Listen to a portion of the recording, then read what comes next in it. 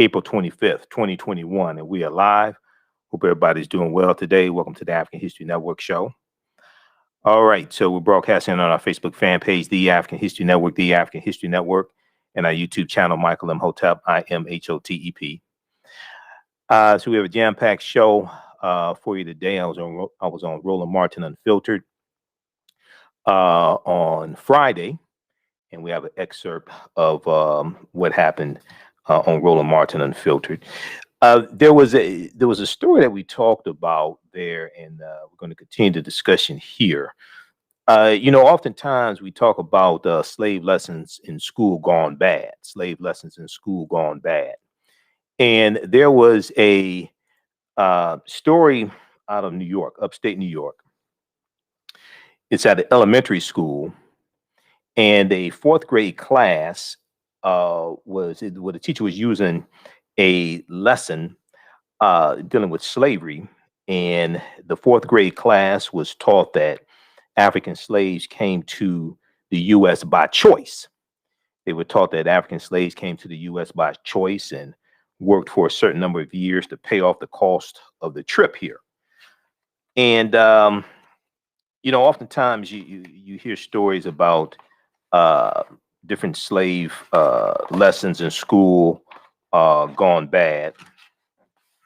And this is an example of one, but it's a little more complicated than that. And we've talked about this history before, because we do know that in the 1600s, you had people of African descent coming from England to the U.S., and they were put into indentured servitude.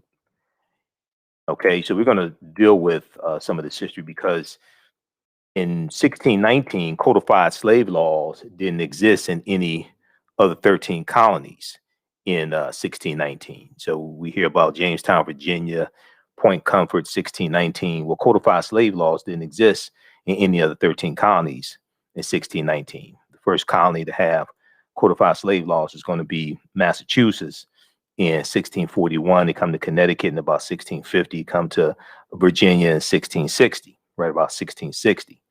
So the way that many people understand the history is the way we think slavery evolved in this country is largely false. All right, so we're going to deal with some of that history today. Then also we'll talk about the new online course that I have starting up Saturday, May 1st, 2021, 12 noon to 2 p.m. Eastern Standard Time, Ancient Kemet, the Moors, and the Maafa. Understanding the transatlantic slave trade, what they didn't teach you in school. Ancient Kemet, the Moors, and the Maafa. Understand the transatlantic slave trade, what they didn't teach you in school. And this is a 9-week, 18-hour online course that I teach. We deal with thousands of years of history, and we deal with what led up to the transatlantic slave trade taking place also. Okay, so you can visit our website, AfricanHistoryNetwork.com, for more information dealing with that. AfricanHistoryNetwork.com. You can register now. It's going to be a fantastic class. Then there was we hear more about reparations. I interviewed Cam Howard from in Cobra. We had him on Sunday before last, and we were talking about the hearing in the House Judiciary Committee dealing with reparations. And we know that H.R. 40 passed out of committee in the House Judiciary Committee and has to go to the full House floor for a vote. Now, it's not clear that they have the 218 votes to pass H.R. 40 in the House. They definitely don't have. We definitely don't have the 60 votes in the Senate. So it's still an uphill battle. But there was an article from the Griot that I saw that talks about how, despite racial reckoning, state efforts to stall on reparations. Despite racial reckoning, state efforts stall on reparations. The lack of progress reflects the nation's conflicting views on whether reparations to atone for slavery are necessary. And once again, a lot of this has to do with not understanding history and not understanding that what slavery did in this country was it maldistributed wealth, power, resources into the hands of Europeans, but also understanding the legacy of slavery. Okay, the Jim Crow segregation, the end of Reconstruction, the African Americans largely being locked out of massive land giveaways, like the Homestead Act of 1862, the Southern Homestead Act of 1866, the Dawes Allotment Act of 1887, largely being locked out of these massive land giveaways, and how understanding housing segregation, all different types of things like this. Okay, understanding how laws and policies negatively impacted African Americans. All right. You know, politics is the legal distribution of scarce wealth, power, and resources, and the writing of laws, statutes, ordinances, amendments, and treaties, their adoption, interpretation, and enforcement. This is what politics is. All right. And then understanding how this plays into the conditions that African Americans are dealing with today, everything from health disparities to the racial wealth gap, the racial wage gap, all of this is connected. Okay. So we'll talk some about this. Despite racial reckoning, state efforts stall on reparations. Then there was a April 24th, 1877 was the April 24th, 1877 is when the federal troops were moved out of the South. And this is what ended Reconstruction. Federal troops are moved out of the South, April 24th, 1877. So there was a, we talked about, on Roland Martin Unfiltered, we talked about this one story where the lieutenant governor of North Carolina, I think his name is Mark Robinson, Lieutenant Governor of North Carolina. He spoke at the one of the congressional hearings this past week, and so did Reverend William Barber III. But Lieutenant Governor Robinson talked about how he doesn't like how Democrats are talking about systemic racism and things like this, and the conversation came up about the history of the Republican Party, ending slavery and the civil rights movement, etc. But when they had this conversation, there was some key things in history that they left out that the Republican Party and Republicans were involved in. One of them was ending Reconstruction. See, they talk about, the Republican Party and many Republicans and Black conservatives and Black Republicans, whatever you want to call them, many of them like to talk about the fact that it was the Republicans who helped free the slaves. And Lincoln was a Republican, Harriet Tubman was a Republican, and Frederick Douglass, things like this. But they never want to talk about the Compromise of 1877 and why the Union troops left the South, okay, which ended Reconstruction and ushered in an era of Jim Crow segregation, okay? Then you have Plessy versus Ferguson, 1896 U.S. Supreme Court case. So we're going to talk some about the Union troops being removed out of the South and the Compromise of 1877, because they don't want to have that conversation. And then there was a piece from USA Today that I saw. I've talked about this before. This is from March. 2021, I should say, March 4th, 2021. But it talks about how oftentimes in school, U.S. history class and U.S. history lessons oftentimes traumatize and dehumanize African American students. U.S. history class and U.S. history lessons oftentimes traumatize and dehumanize African American students. Okay, so we're going to talk about that today. Now, on the African History Network show, we focus on educating and empowering and inspiring people of African descent throughout the diaspora and around the world, because right now it's corrects wrong behavior. What you do for yourself, what you do to yourself, and what you allow other people to do to you and get away with is based upon what you think about yourself. What you think about yourself is based upon what you have been taught about yourself. What you've been taught about yourself is based upon everything you've read, heard, and seen about yourself. So when you control the radius of a man or woman's thoughts, you can control the circumference of his or her actions, because the mind can't do or teach what it doesn't know. Now, we deal with a number of different topics here on the African History Network show. We deal with current events in history and politics, education, economic empowerment, entrepreneurship, love, sex, health issues, relationships, love. Okay, sometimes I skip over relationships. But relationships, love, sex, health issues, and much, much more. Sign up for our email newsletter. Text the word Kemet, Kemet, to 22828 to sign up for our email newsletter.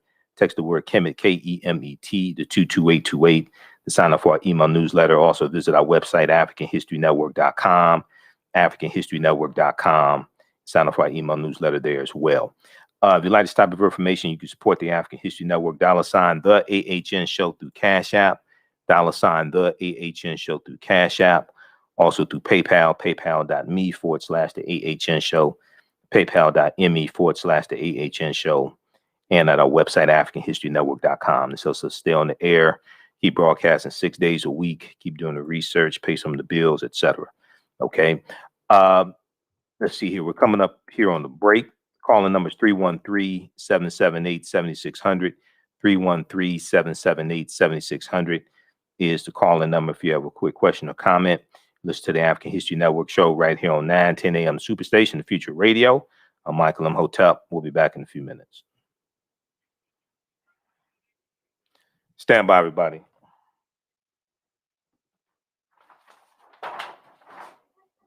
All right, stand by.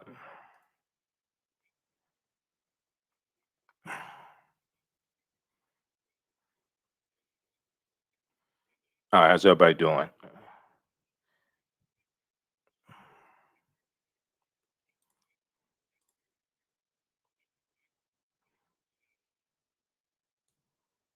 All right, we'll be back from break in 3 minutes.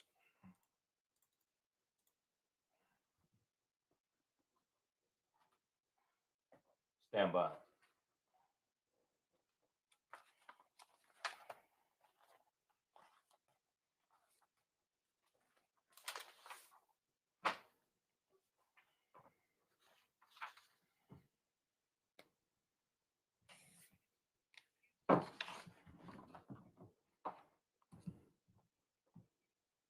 All right, how's everybody doing?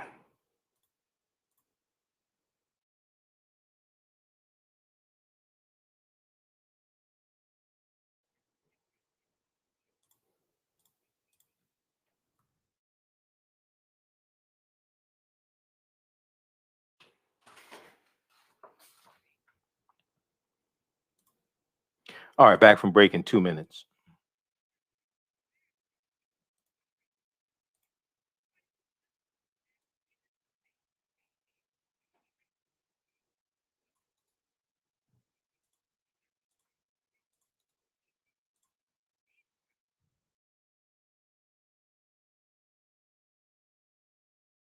All right, SB, how you doing? I'm all right. SB just very, very busy and tired.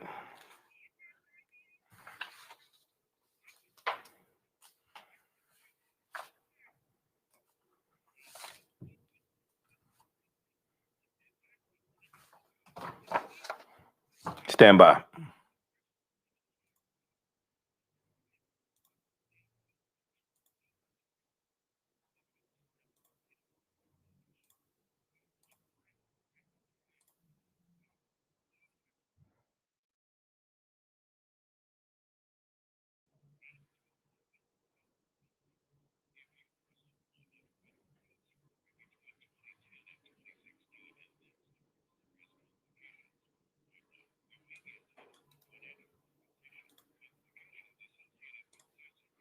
All right, back from break in 1 minute.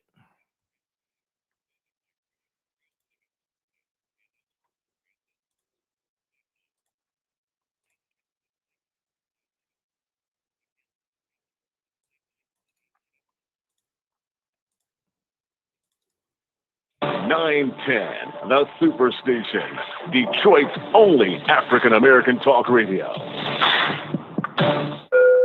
Welcome back to the African History Network show right here on 9:10 a.m. Superstation, the Future Radio. I'm your host, Brother Michael Imhotep. It is Sunday, April 25th, 2021, and we are live. Call-in numbers 313-778-7600. 313-778-7600 is the call-in number if you have a question or comment. All right. So there was a story that we talked about Friday on Roland Martin Unfiltered. And we just talked about it for a little bit, just for a few minutes. But I wanted to expound on that conversation today and give some background information because I went and researched the topic a little bit more. So there was out of upstate New York, there was at the there was a fourth grade worksheet in Pittsford on colonial history that they're saying is teaching a false history and is highly insensitive. Now, a worksheet used in a Pittsford, New York fourth grade class said, let me back up here. So a worksheet used in the Pittsford fourth grade class lesson on slavery during colonial times is said to be highly insensitive in tone, according to Pittsford Central School District Superintendent of Schools, Michael Pero, or Pero, P-E-R-O, who apologized in a statement Tuesday. This article is from April 20th, 2021, updated April 21st. Now, the worksheet for the lesson, which was used in the classroom in January 2021, said that slaves agreed to work for colonists in exchange for a trip to America. Slaves agreed to work for colonists in exchange for a trip to America.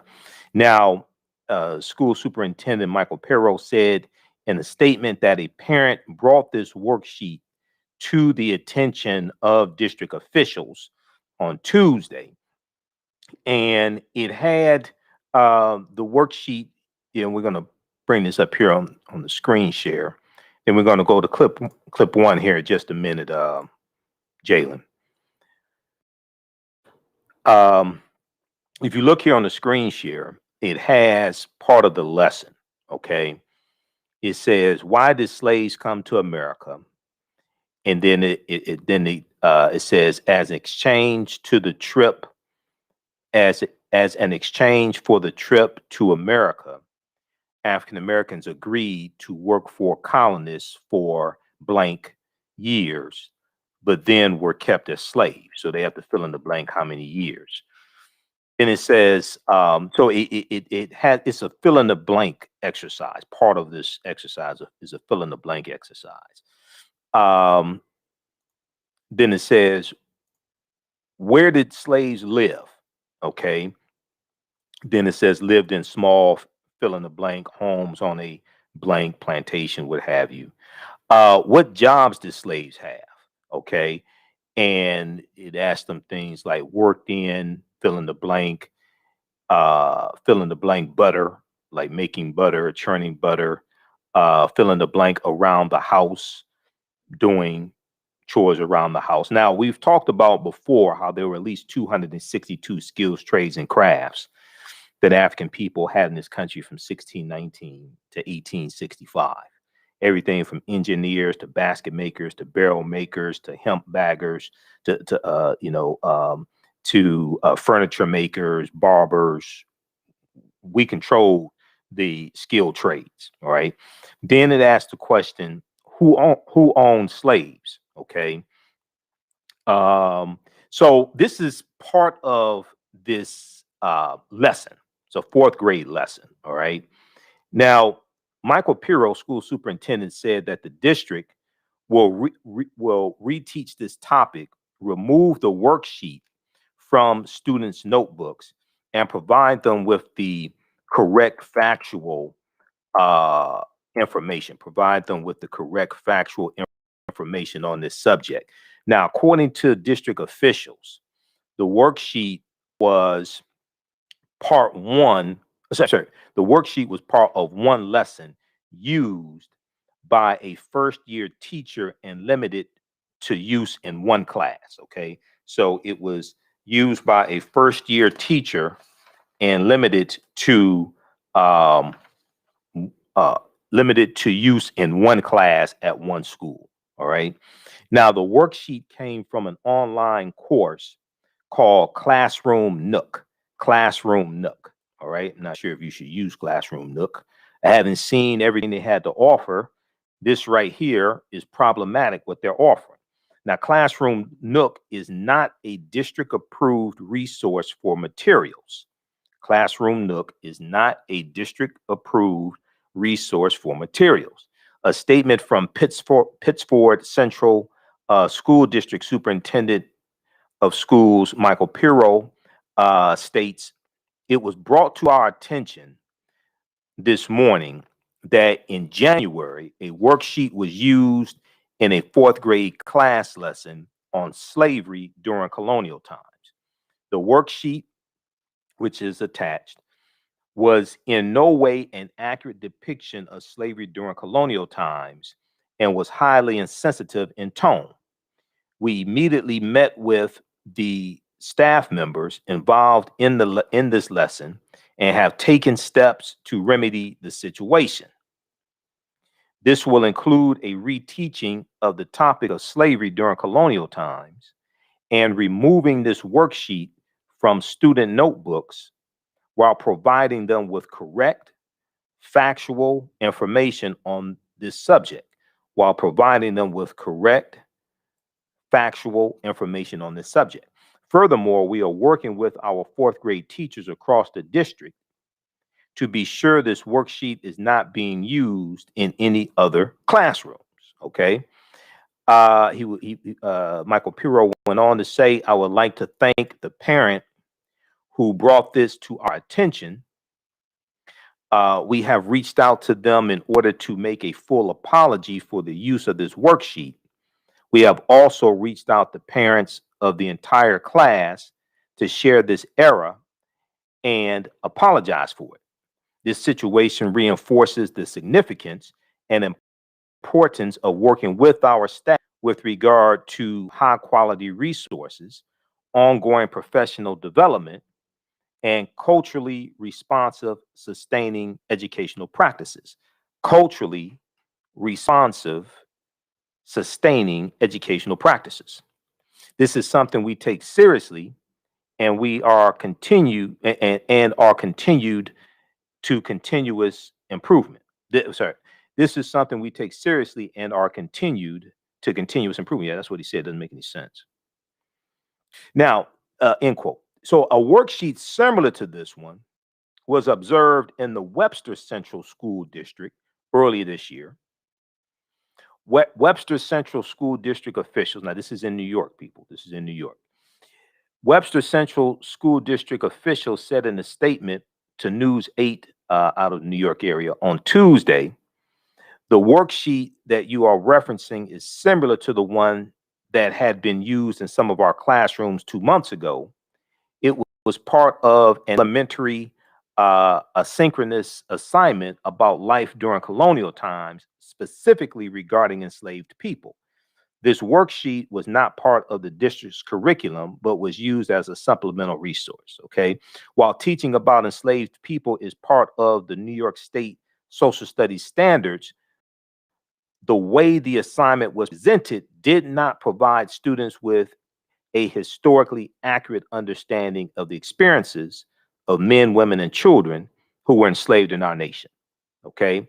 The way the assignment was presented did not provide students with a historically accurate understanding of the experiences of men, women, and children who were enslaved in our nation. The task in its original form created confusion for students and minimized the dehumanization that defines slavery. The task in its original form, what'd you say? You say something, Jalen?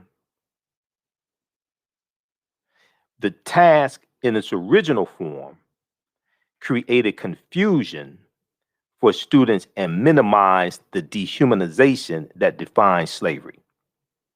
All right, so now a similar worksheet from Classroom Nook went viral in 2019.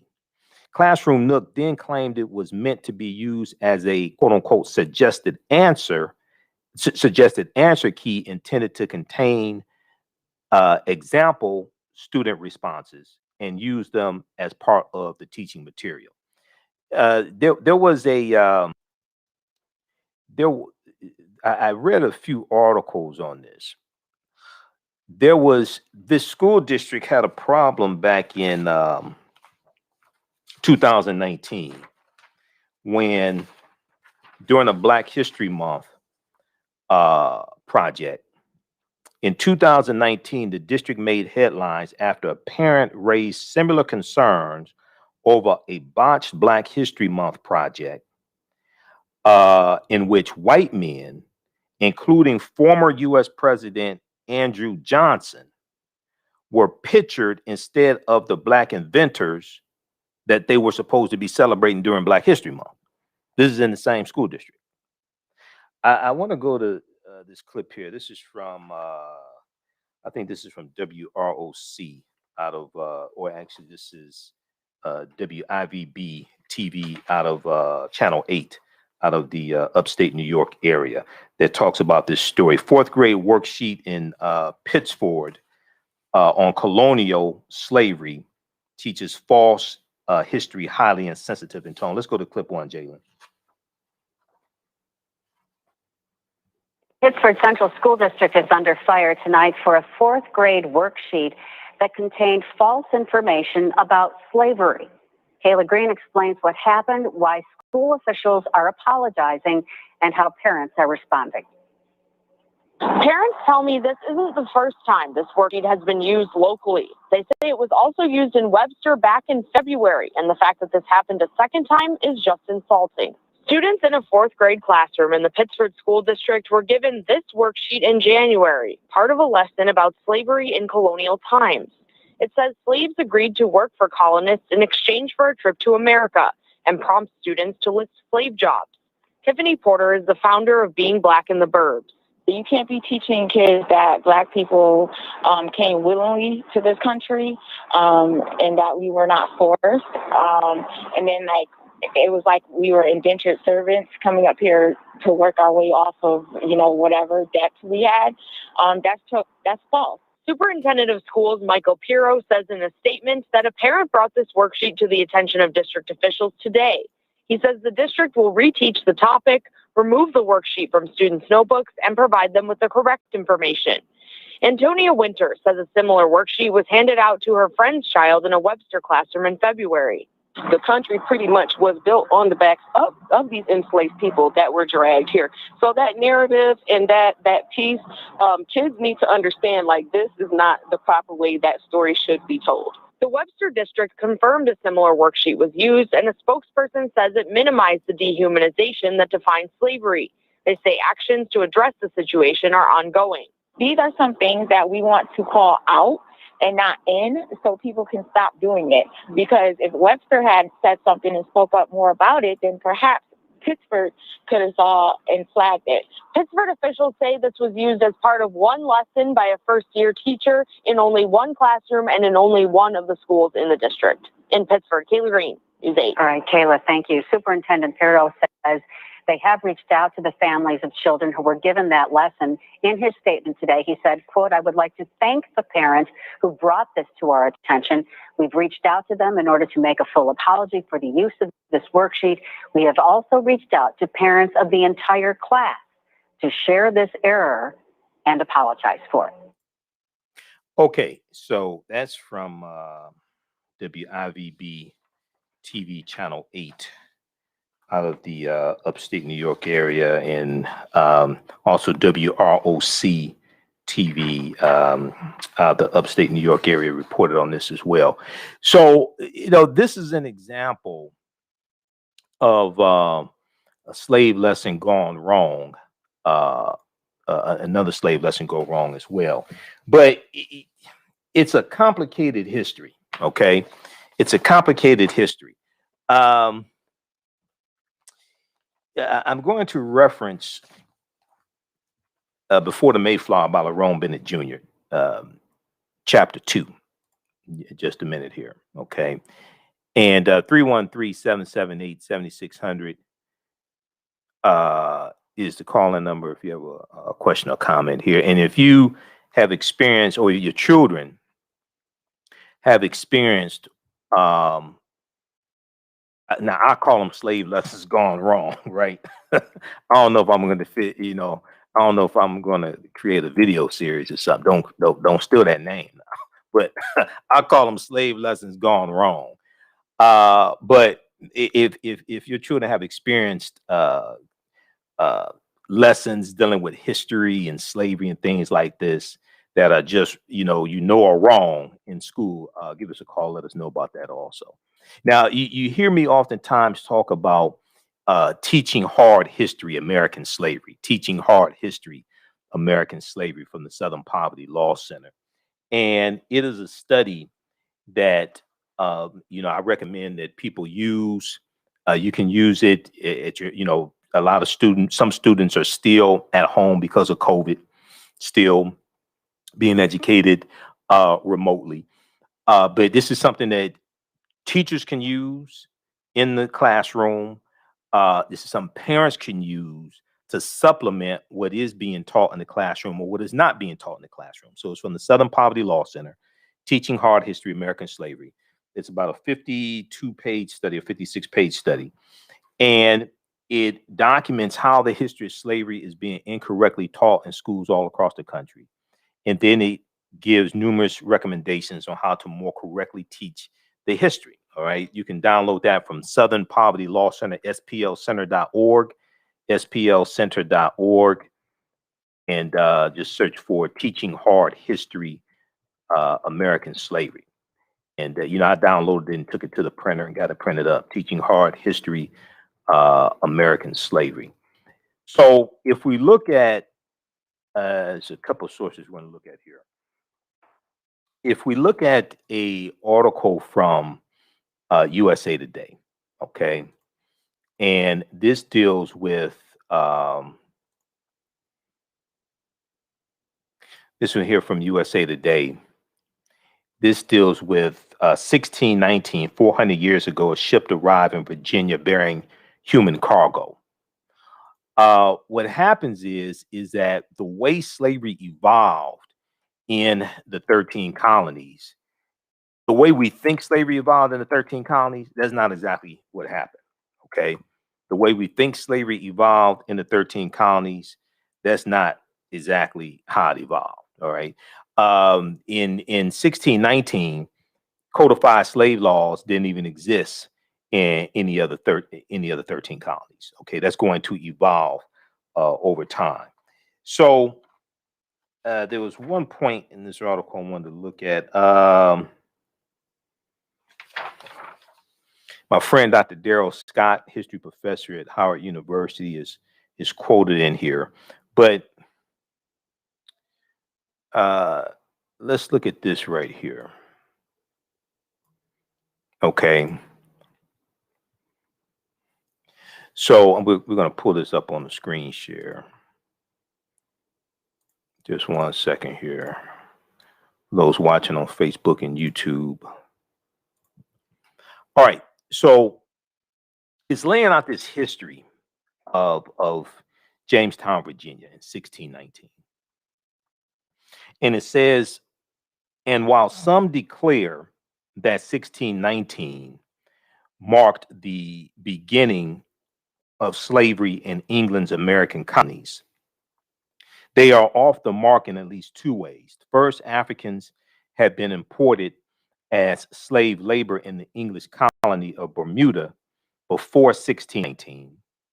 Secondly, the status of those 20 and odd Africans from the White Lion pirate ship, is still a matter of contention.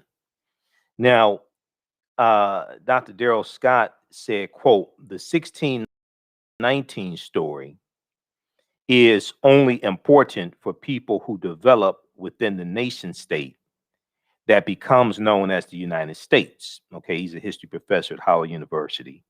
I just talked to him yesterday because I'm setting up an interview with him. And he's also a past president of ASALH, Association for the Study of African American Life and History. He said, it's about how you define the history you're telling. He points out that if one were to consider the migration of Africans from about the 15th century, one could also mark arrivals in Spain, Portugal, and Italy, as well as the Arab world. Now, they go on to talk about the status of those 28 odd Africans, because codified slave laws don't exist. They're put into a form of indentured servitude, released after about 3 to 5 years or something like that. Okay.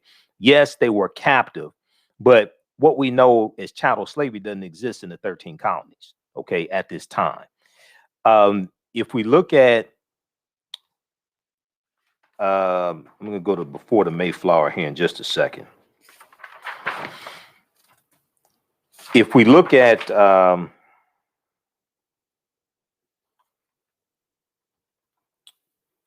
further down in this article, it says other scholars, including Linda Haywood and John Thornton of Boston University, insist that the Africans from the White Lion pirate ship and the Treasurer pirate ship, these are two English pirate ships that come into Virginia in 1619, that these Africans were enslaved by the English, and that they had originally been by the Portuguese slave traders before they were taken by pirates. But it's important to note that what we know as slavery in the 13 colonies evolves for a period of time. Okay. It's not a system that existed in 1619 when these Africans came in. And the other thing that gets left out of the story is that, and you can read this article here from USA Today, 1619, 400 years ago, a ship arrived in Virginia bearing human cargo. 1619, 400 years ago, a ship arrived in Virginia bearing human cargo. What's important to note is that you're going to have some people of African descent who come from England during this about a 40-year period of time, from maybe about 1620 into 1660 or so. Some of them are going to come here willingly and enter into indentured servitude. They're released after 3 to 5, 7 years, acquire land, and then some of them will acquire indentured servants, both white and, in some cases, Black or African American, however you want to put it, indentured servants. That history exists also. Okay.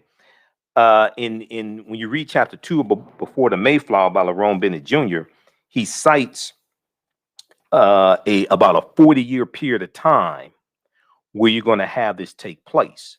But then as codified slave laws are being put into place for African people, that indentured servitude is being phased out. And then what we know as slavery is being phased in, but it doesn't hit all the colonies at the same time. Okay. This is something that a lot of people don't understand. So we'll go to the phone lines in just a minute here. In the back of the book Before the Mayflower, he has a list of landmarks and milestones. I'm looking at the 6th edition. Okay. If you look at the first page of it and look at December 1641, he says Massachusetts became the first colony to give statutory recognition to slavery. Other colonies followed. Connecticut in 1650. So Massachusetts in 1641 became the first colony to give statutory recognition to slavery. Other colonies followed. Connecticut in 1650, Virginia in 1661, Maryland in 1663, New York and New Jersey in 1664, South Carolina in 1682, Rhode Island and Pennsylvania in the year 1700, North Carolina in 1715, and Georgia in 1750. The slave laws are hitting different colonies at different times. The way we think all this evolved is not necessarily how this happened. That's why you really have to study the history. That's why chapter 2 is so important. And then if you go back to page, like around page 36, okay, he talks about a large proportion of the first generation of African Americans entered America with Spanish names. For reasons that are not readily apparent, many Black males were called Antonio, a name that quickly became Antony or Anthony. Other popular names of the period included Michaela, Michaela, Mingo, Pedro, Francisco, Jabina, Jibina, Maria, etc. Okay, Angola was one of them, and Tony Congo, Kongo. Shortly after their arrival in America, many Blacks discarded African and Spanish names and adopted English titles. Thus, with the span of a generation, the Black soul moved from Africa to England to Spain to America. From the let's scroll down here. During the next 40 odd years, hundreds of Africans made that extraordinary cultural leap. In 1625, let's see here. Let me go down just a second here. So he talks about how the first ship from Africa arrived at Point Comfort, bringing Blacks captured from a Portuguese ship off the coast of Africa. So he's talking about 1619, and these Africans were originally on a Portuguese ship called the San Juan Batista. Okay, the San Juan Batista. And they get hijacked around the Gulf of Mexico by two English pirate ships named the White Lion and the Treasurer. The White Lion and the Treasurer. The White Lion and the Treasurer are going to come into Point Comfort in Virginia in 1619. It's going to be about 20 Africans on the White Lion pirate ship that are going to be traded for food and supplies and water, things like this. And they put the date at August 20th, 1619. Okay. So he goes on to say in the 1630s and 1640s, approximately 160 Blacks were imported.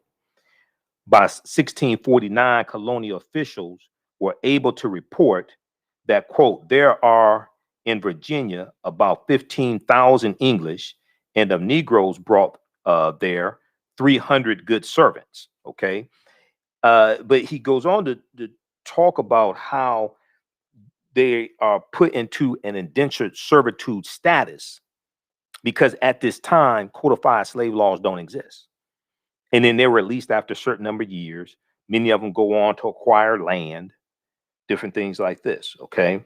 So it's a nuanced, complicated history. Yes, the majority of Africans did not come here. Majority of them were not put into an indentured servitude system. I'm not saying that the majority were, but I'm saying you have to understand how that history is going to evolve over a period of time. All right. The way we think slavery evolved in this country is not exactly how it happened. All right, let's go quickly to the phone lines. Let's go to Chuck, line 1. Chuck, welcome to the African History Network show. Tell us where you're calling from. Hey, thank you, brother Hotep. You're very informative and really appreciate your service, sir. Oh, hey, thanks. look, I got a quick question in reference to the technology in today's society. I mean, back then, like the 1600s, so to speak, and beyond the 1600s, going backwards, to when the focus of ethnics and different nationalities and cultures, was surfaced. But today's society, as far as information, in reference to history and who's who on in the planet here, slavery and things like that. I mean, we got the Dutch, the Germans, got the Irish, the Italians, the Greek, you know, and also the Ethiopians, you know, Liberians. I mean, like with all the different traditions and cultures, you know, complexions and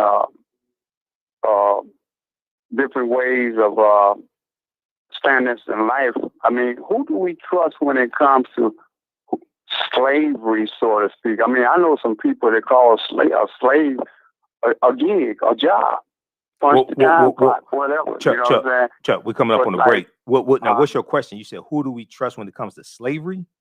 What are you talking about? I mean, who do we trust when it comes to the information of what will be considered slave?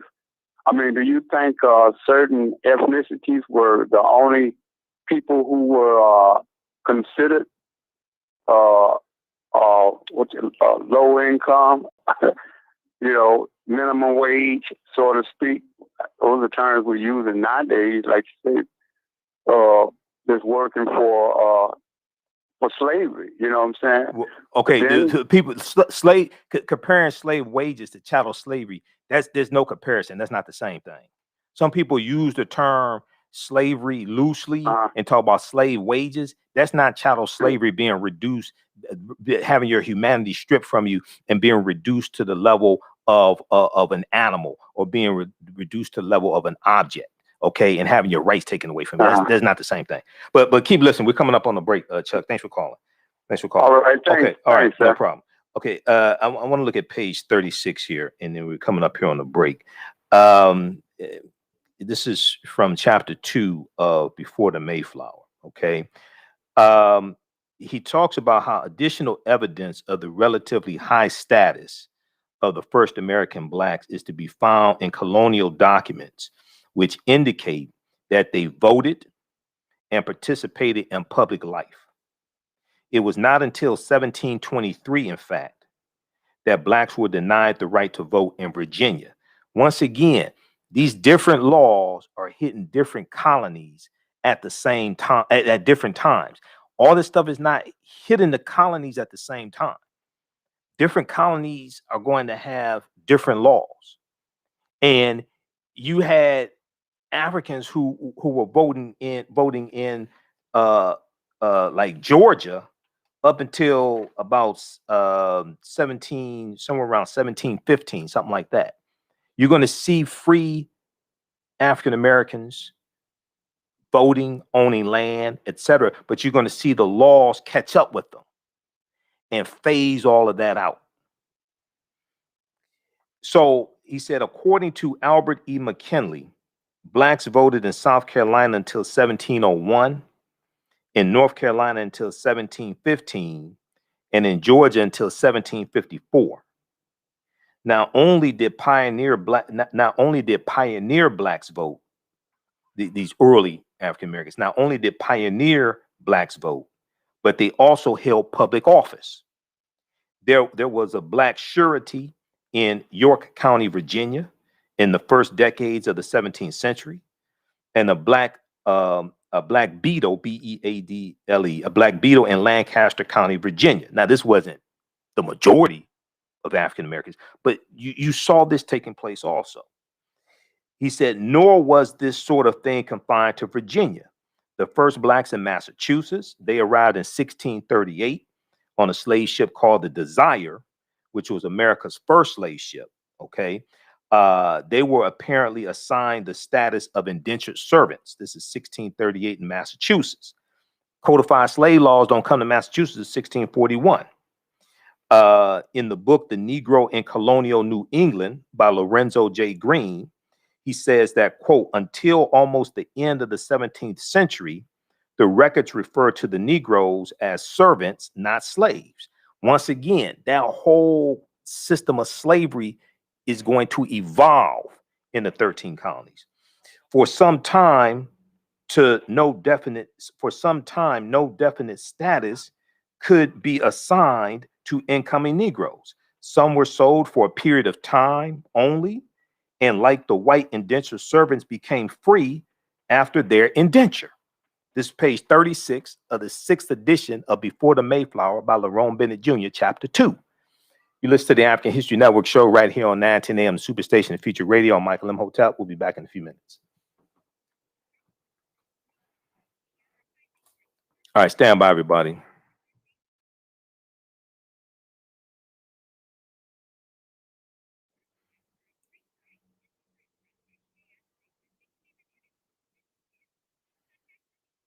How's everybody doing? Share this broadcast on your social media platforms. Invite your friends to tune in.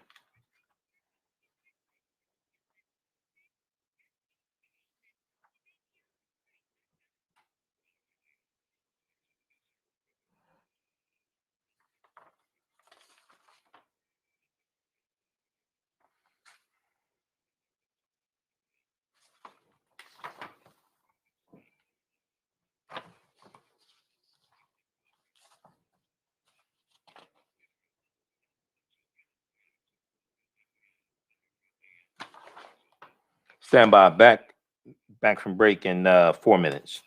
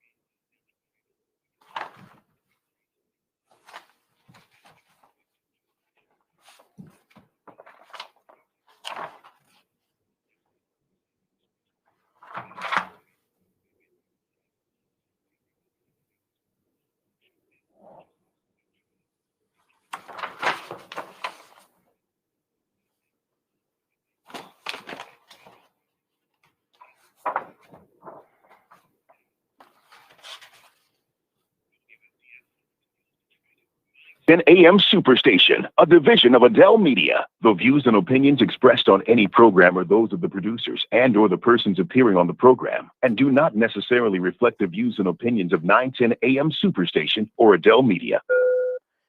Welcome back to the African History Network show right here on 910 AM Superstation and Future Radio. I'm your host, Brother Michael Imhotep. It is Sunday, April 25th, 2021, and we are live. 313-778-7600 is the call-in number. If you have a quick question or comment, 313-778-7600 is the call-in number. If you have a question or comment. So right before the break, we were talking about this story out of upstate New York.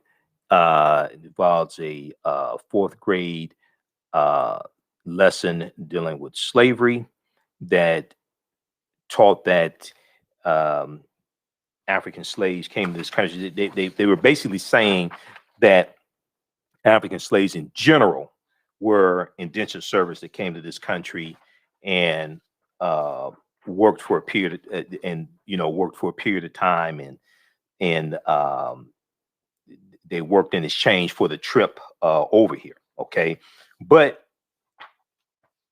in going deeper into this history, we see that in the early 1600s, it is true, you did have African people who came to this land as indentured servants and then worked for a period of time, worked off their indentured servitude.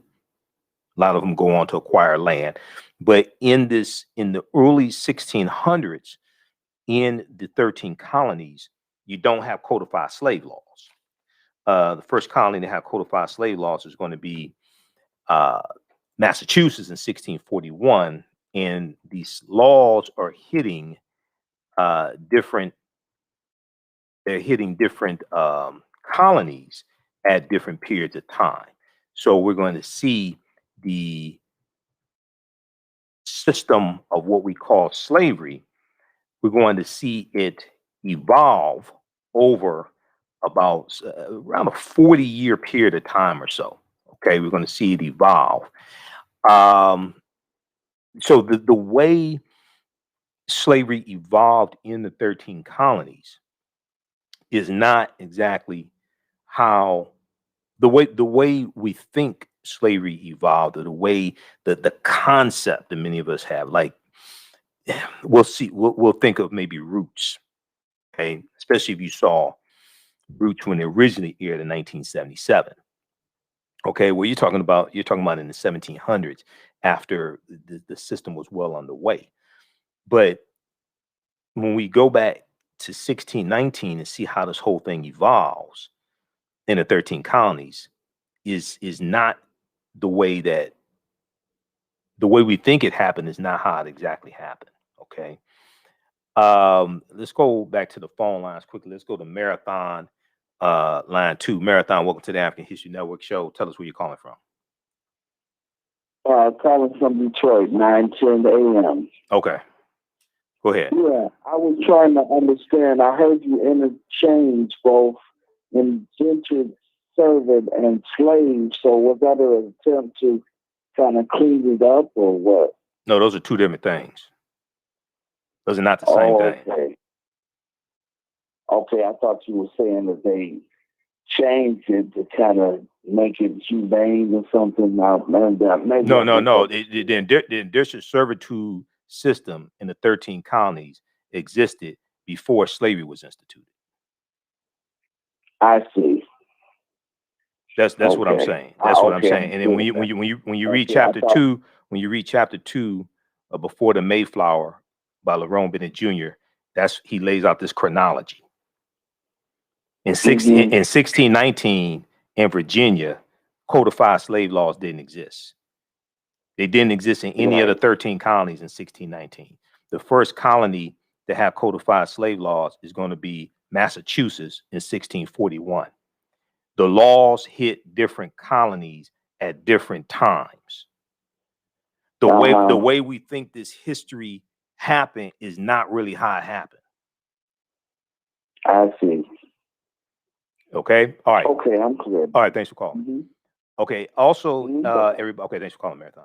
Also, check out the article here from USA Today. This is from February 11th, 2019, updated February 18th, 2019. And these statements from Governor Ralph Northam of Virginia got him in hot water. I understood what he was saying, but you have to be, you kind of have to be careful with it. Virginia Governor Ralph Northam slammed for referring to first indentured servants from Africa instead of slaves. Virginia Governor Ralph Northam slammed for referring to first indentured servants from Africa instead of slaves. Now, even though, let's look this. Let me lay this out quickly, and then we'll go back to the phone lines. This is an article here you can read. Okay.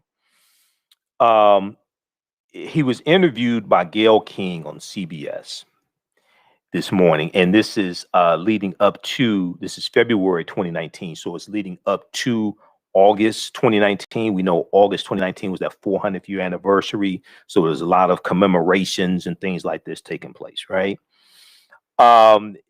So he got himself in hot water, and he said that we are now at the 400 year anniversary, just 90 miles from here in 1619. The first indentured servants from Africa landed on our shores in Old Point Comfort. Okay. What we call now Fort Monroe. All right. Gayle King said, also known as slavery. All right. But if you read past the headlines, now this is a little tricky. Okay. If you read past the headlines and look at what he went on to say, he said that he was at, let me scroll down to this. He said,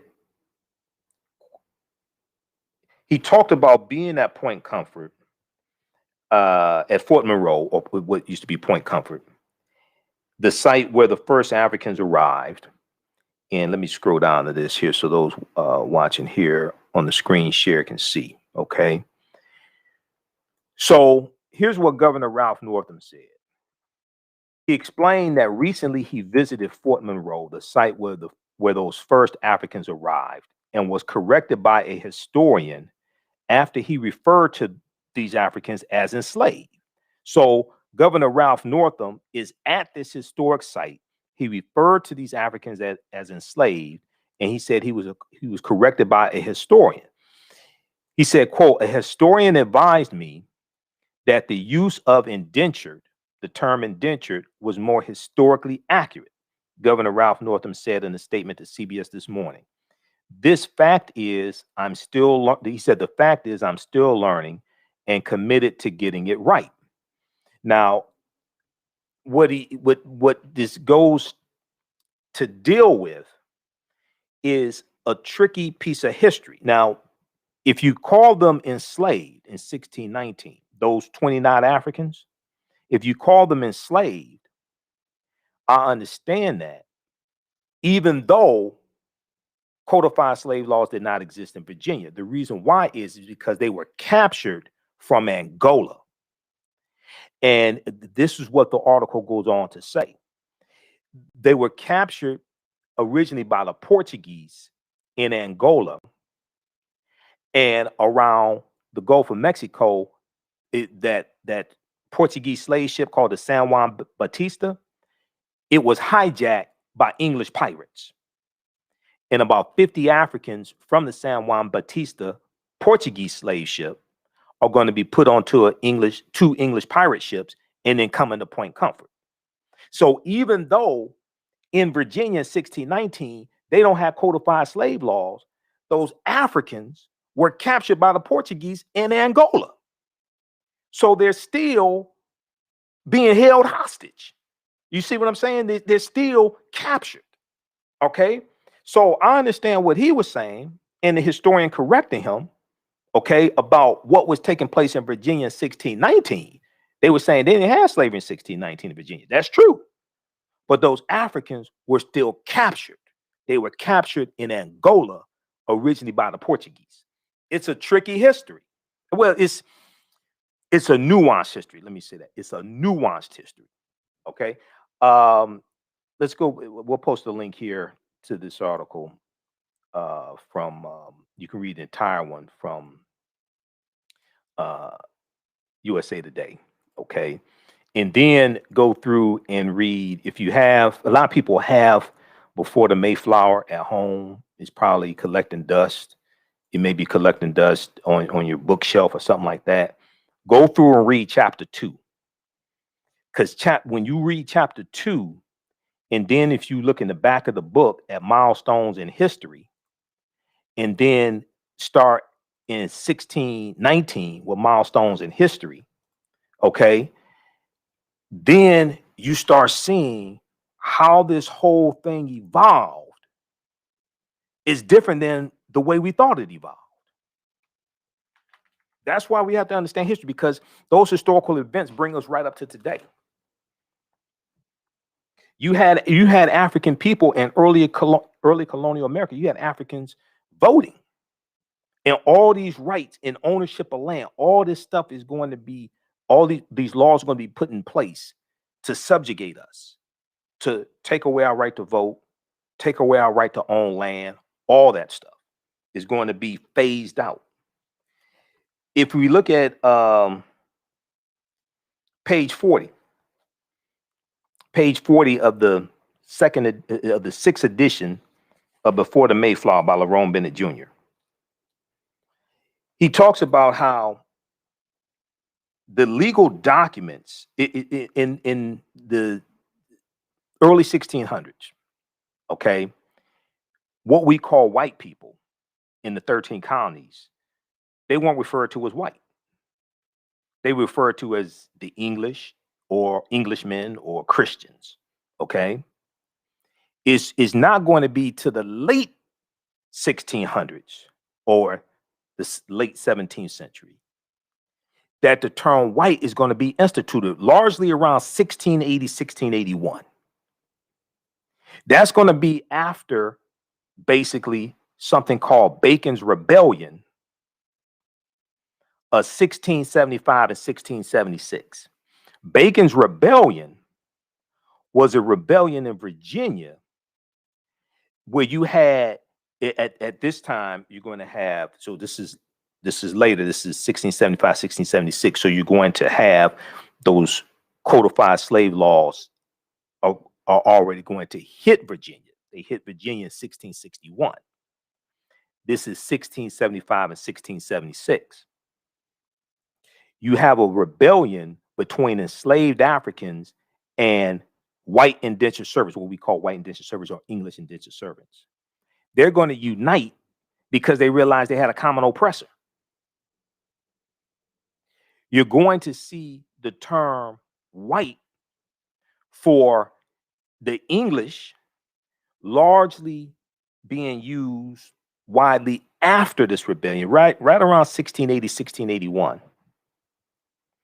And it's going to be designed to break up this alliance between enslaved Africans and white indentured servants, because the white indentured servants were just like a step above the enslaved Africans. So they realized that they had a common enemy. So to break up this alliance, you start using this terminology. Okay. So on page 40, he says that of all of the improbable aspects of this situation, the oddest to modern blacks and whites is that white people did not seem to know that they were white. It appears from surviving evidence that the first white colonists had no concept of themselves as white people. The legal documents identify whites as Englishmen and or Christians. The legal documents identify who we call Europeans, who we call white people. It identified them as Englishmen and or Christians. They didn't identify themselves in general as white people.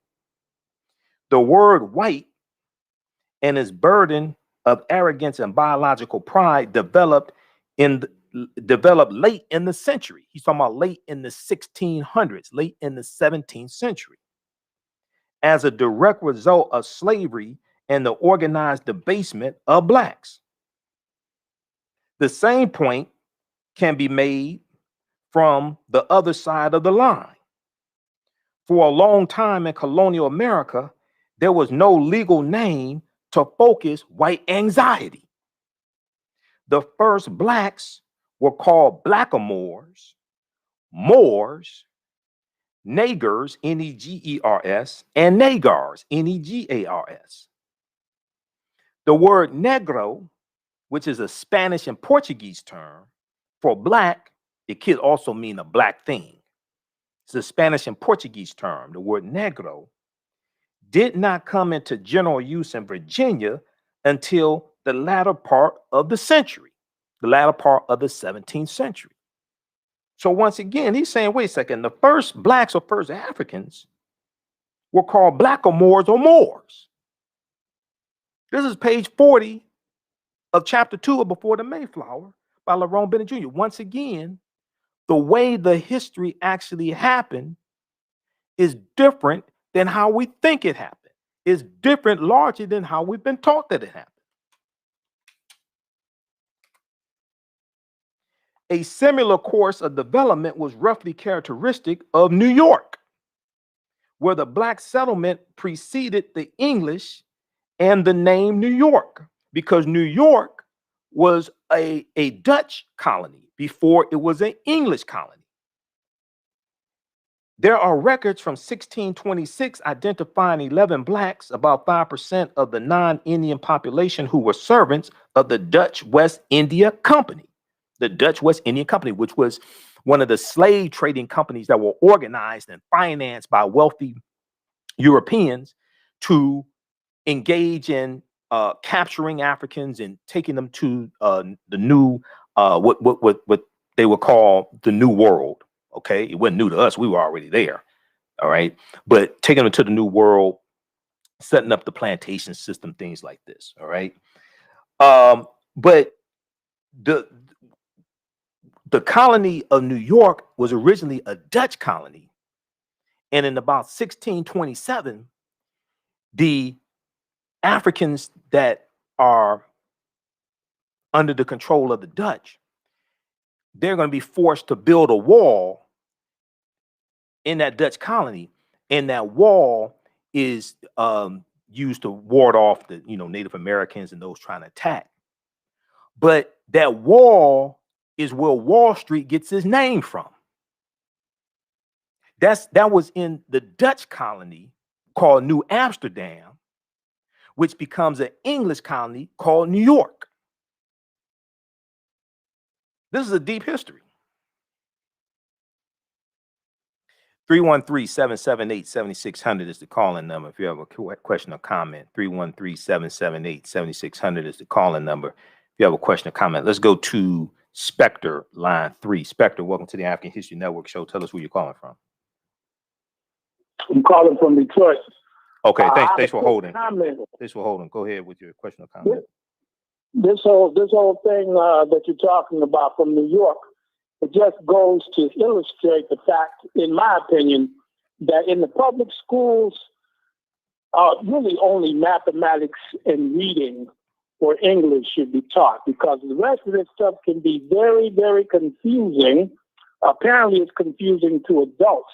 So we can only imagine how confusing it must be to children. And, I'm going to reiterate this. Only English and mathematics should be taught in the public schools. I'm out. Okay, thanks for calling. All right. What has to happen is there are good resources to use to deal with history. What you're dealing with is you're dealing with, even though we talk about the United States of America, right? You're dealing with 50 individual governments.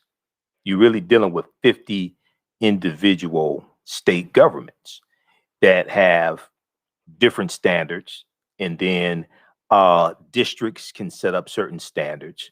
So there have to be some basic nationwide standards when it comes to education. But once again, the study from the Southern Poverty Law Center, Teaching Hard History of American Slavery, that is a good place to start. Okay, we're coming up here on the break. When we come back, we're going to get into dealing with the end of Reconstruction. I'm going to share a segment from Roland Martin Unfiltered. Also, we'll talk about 7 eye-opening facts on how Wall Street was built and created by slavery. And this deals with where Wall Street gets its name from also. You listen to the African History Network show right here on 910 AM Superstation Future Radio. I'm Michael Imhotep. We'll be back in a few minutes.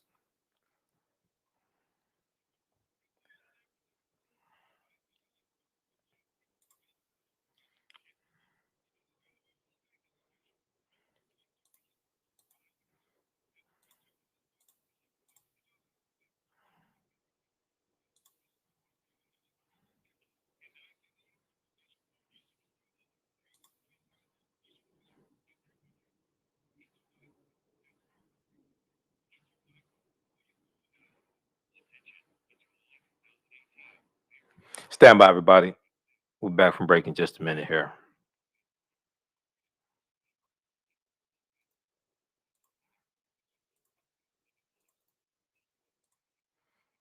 Okay, Becky is mentioning African people and European holidays and mental genocide by Dr. Shaka Musa Barashango. Excellent book.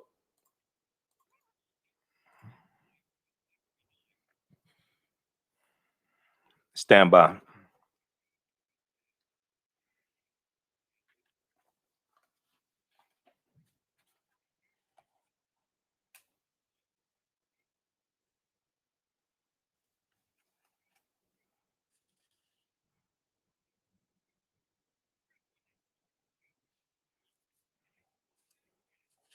Stand by. We're back from break in 3 minutes.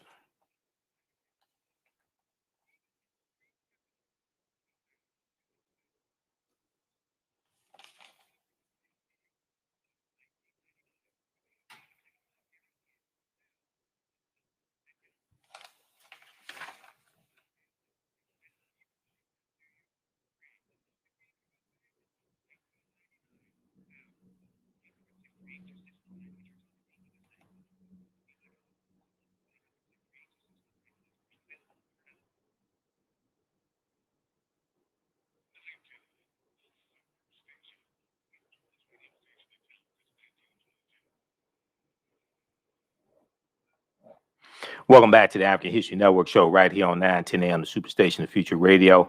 I'm your host, Brother Michael Imhotep. It is Sunday, April 25th, 2021. We're live. So right before the break, we were talking about this story out of upstate New York that dealt with a now I call these slave history lessons gone wrong. Okay, we're gonna replay clip one in just a second here, Jalen. I call them slave history lessons gone wrong, right? Okay, so you had this now I don't know how often you all hear about these. I hear about these slave lessons going wrong kind of frequently. Okay, I study this type of information, and if we look, there was an article from USA Today, mock slave auctions, racist lessons, how U.S. history often traumatizes, dehumanizes Black students. And I have a number of different articles over the years that talk about, especially around African American History Month, around the month of February, how you have these Black History Month lessons that go wrong. Okay. But this one here out of upstate New York, it was in a fourth grade class. And it was only in this one class. It wasn't the entire school. Okay, thank God. But it taught that basically the Africans came here as indentured servants and came here willingly. Okay. It's a very interesting story. Let's go to clip one, Jalen. The Pittsburgh Central School District is under fire tonight for a fourth grade worksheet that contained false information about slavery. Kayla Green explains what happened, why school officials are apologizing, and how parents are responding. Parents tell me this isn't the first time this worksheet has been used locally. They say it was also used in Webster back in February, and the fact that this happened a second time is just insulting. Students in a fourth grade classroom in the Pittsburgh School District were given this worksheet in January, part of a lesson about slavery in colonial times. It says slaves agreed to work for colonists in exchange for a trip to America and prompts students to list slave jobs. Tiffany Porter is the founder of Being Black in the Burbs. You can't be teaching kids that Black people came willingly to this country and that we were not forced. And then, it was like we were indentured servants coming up here to work our way off of, whatever debt we had. That's false. Superintendent of Schools Michael Pirro says in a statement that a parent brought this worksheet to the attention of district officials today. He says the district will reteach the topic, remove the worksheet from students' notebooks, and provide them with the correct information. Antonia Winter says a similar worksheet was handed out to her friend's child in a Webster classroom in February. The country pretty much was built on the backs of these enslaved people that were dragged here. So that narrative and that piece, kids need to understand, this is not the proper way that story should be told. The Webster district confirmed a similar worksheet was used, and a spokesperson says it minimized the dehumanization that defines slavery. They say actions to address the situation are ongoing. These are some things that we want to call out and not in, so people can stop doing it. Because if Webster had said something and spoke up more about it, then perhaps Pittsburgh could have saw and flagged it. Pittsburgh officials say this was used as part of one lesson by a first-year teacher in only one classroom and in only one of the schools in the district. In Pittsburgh, Kayla Green, News 8. All right, Kayla, thank you. Superintendent Pirro says they have reached out to the families of children who were given that lesson. In his statement today, he said, quote, "I would like to thank the parent who brought this to our attention. We've reached out to them in order to make a full apology for the use of this worksheet. We have also reached out to parents of the entire class to share this error and apologize for it." Okay, so that is from WIVB Channel 8 in the upstate New York area. Fourth grade worksheet in Pittsford on colonial slavery, false, highly insensitive in tone. Okay, we're going to post this link here. You can check out this story and others. And there was a incident back in 2019 also where you had a I'm not sure was this, it was another article that I have on this story. It was a Black History Month lesson, another one gone wrong. In 2019, the district made headlines after a parent raised similar concerns over a botched Black History Month project, in which white men, including former U.S. President Andrew Johnson, were pictured instead of the Black inventors they were supposed to be celebrating. And, you know, this gets into how some of these lessons, the way they're taught in schools, they can be traumatizing for African American students. Okay. And sometimes you have teachers who really don't know what they're talking about. I had a friend that called me back during February. It's probably so it was toward the end of February, and they were talking about her daughter is in a suburban school district. Okay, and she said that, so you know, the children at the time were still going to school remotely, so she's able to see what's going on in her child's class. You know, they're still at home. They were still at home being going to school online. So she said they were talking about the civil rights movement and the Montgomery bus boycott. And the teacher was teaching about the Montgomery bus boycott, and there was a student in the class who mentioned Claudette Colvin. Okay, well, Claudette Colvin was at the time she was 15 years old, 15-year-old African American girl who 9 months before Rosa Parks refused to give up her seat on a bus in Montgomery, Alabama. Well, the teacher didn't know who Claudette Colvin was. Okay, so it's like the teacher's like, okay, what was that person's name? The teacher didn't know who Claudette Colvin was. So, you know, my friend is telling me this story about what's happening in her daughter's class, and it's during, you know, African American History Month. Uh, so I'm like, oh, okay, all right. So once again, a lot of these school districts, I don't know why they don't use the study from the Southern Poverty Law Center, Teaching Hard History American Slavery, because it gives all types of resources for teachers to use. It makes stuff easy. Okay, so how, you know, they don't know Claudette Colvin, and they're teaching from a book. So the student knew it. I think it was like seventh or eighth grade, I think. The child knew it, but the teacher didn't know it. So okay, I don't know. But anyway, 313-778-7600 is the calling number if you have a question or comment. Okay, so there was in researching this topic, because we talked about this on Roland Martin Unfiltered, but we only had a few minutes to discuss it, so I didn't have a chance to comment on it like I wanted to comment on it.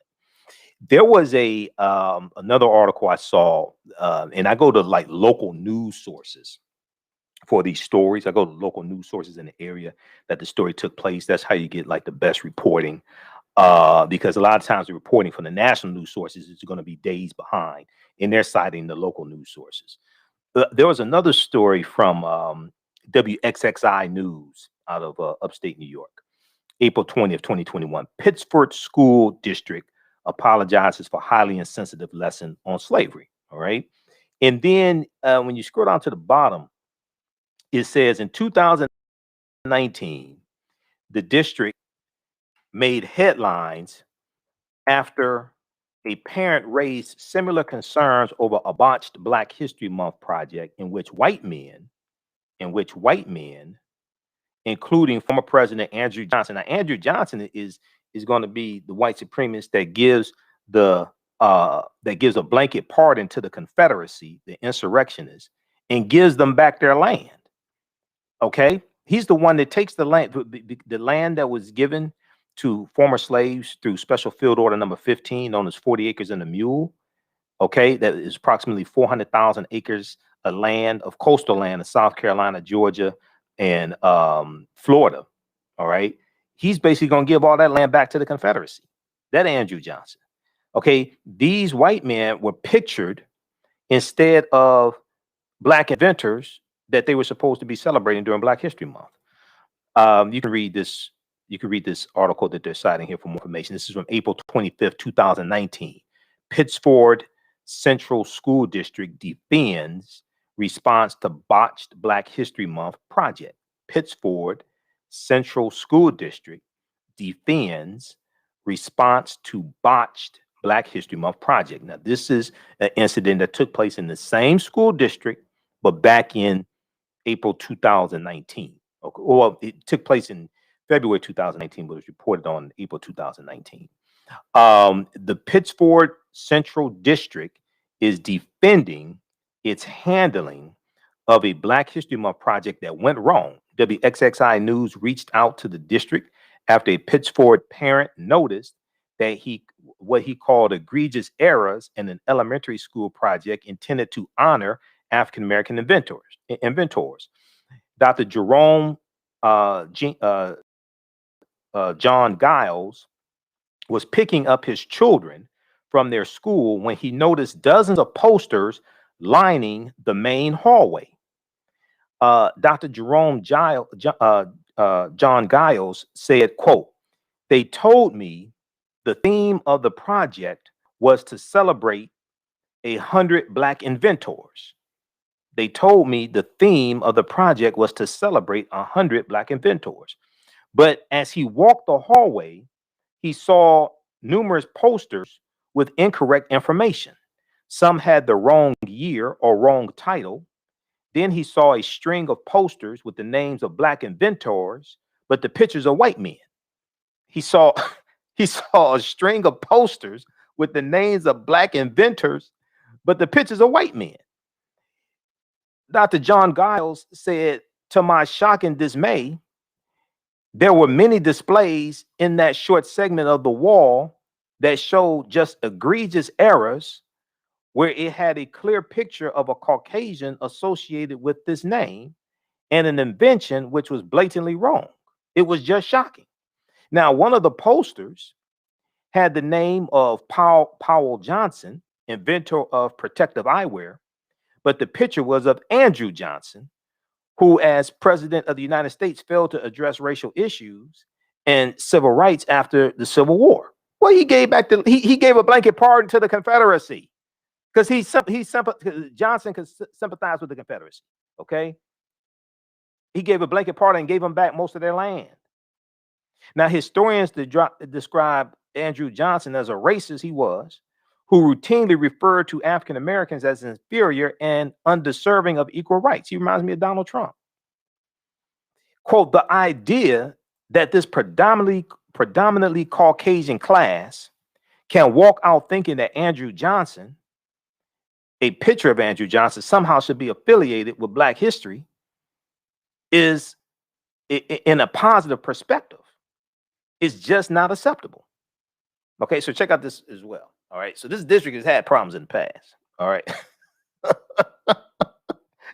So I'm wondering, okay, did somebody just like Google the names of these people and different pictures pop up? Okay, because like if you Google Denmark Vesey, okay, one of the pictures that pops up of Denmark Vesey is a young Frederick Douglass. And that happened a few years ago. When you had 2015, when you had the massacre at Mother Emanuel African Methodist Episcopal Church in June 2015, Dylan Roth killed 9 African Americans in South Carolina. Well, Denmark Vesey used to preach at that church. Okay. Well, what happened was there was an article written for like MSNBC or NBC. There was an article written, and also there was a video from MSNBC. There was a segment on MSNBC where, in talking about Denmark Vesey, they showed a picture of a young Frederick Douglass. So what happened was when you start Googling Denmark Vesey, because of that story, this picture of Frederick Douglass comes up. And there was an article written by like NBC or MSNBC about this. And I contacted the author, I contacted the writer of the article to let them know, look, the picture that you're using is a young Frederick Douglass. That's not Denmark Vesey. Okay. And I think they said something like, you know, the editor chose that picture. They weren't the one that chose the picture. I was trying to correct it, but I don't think it's been corrected.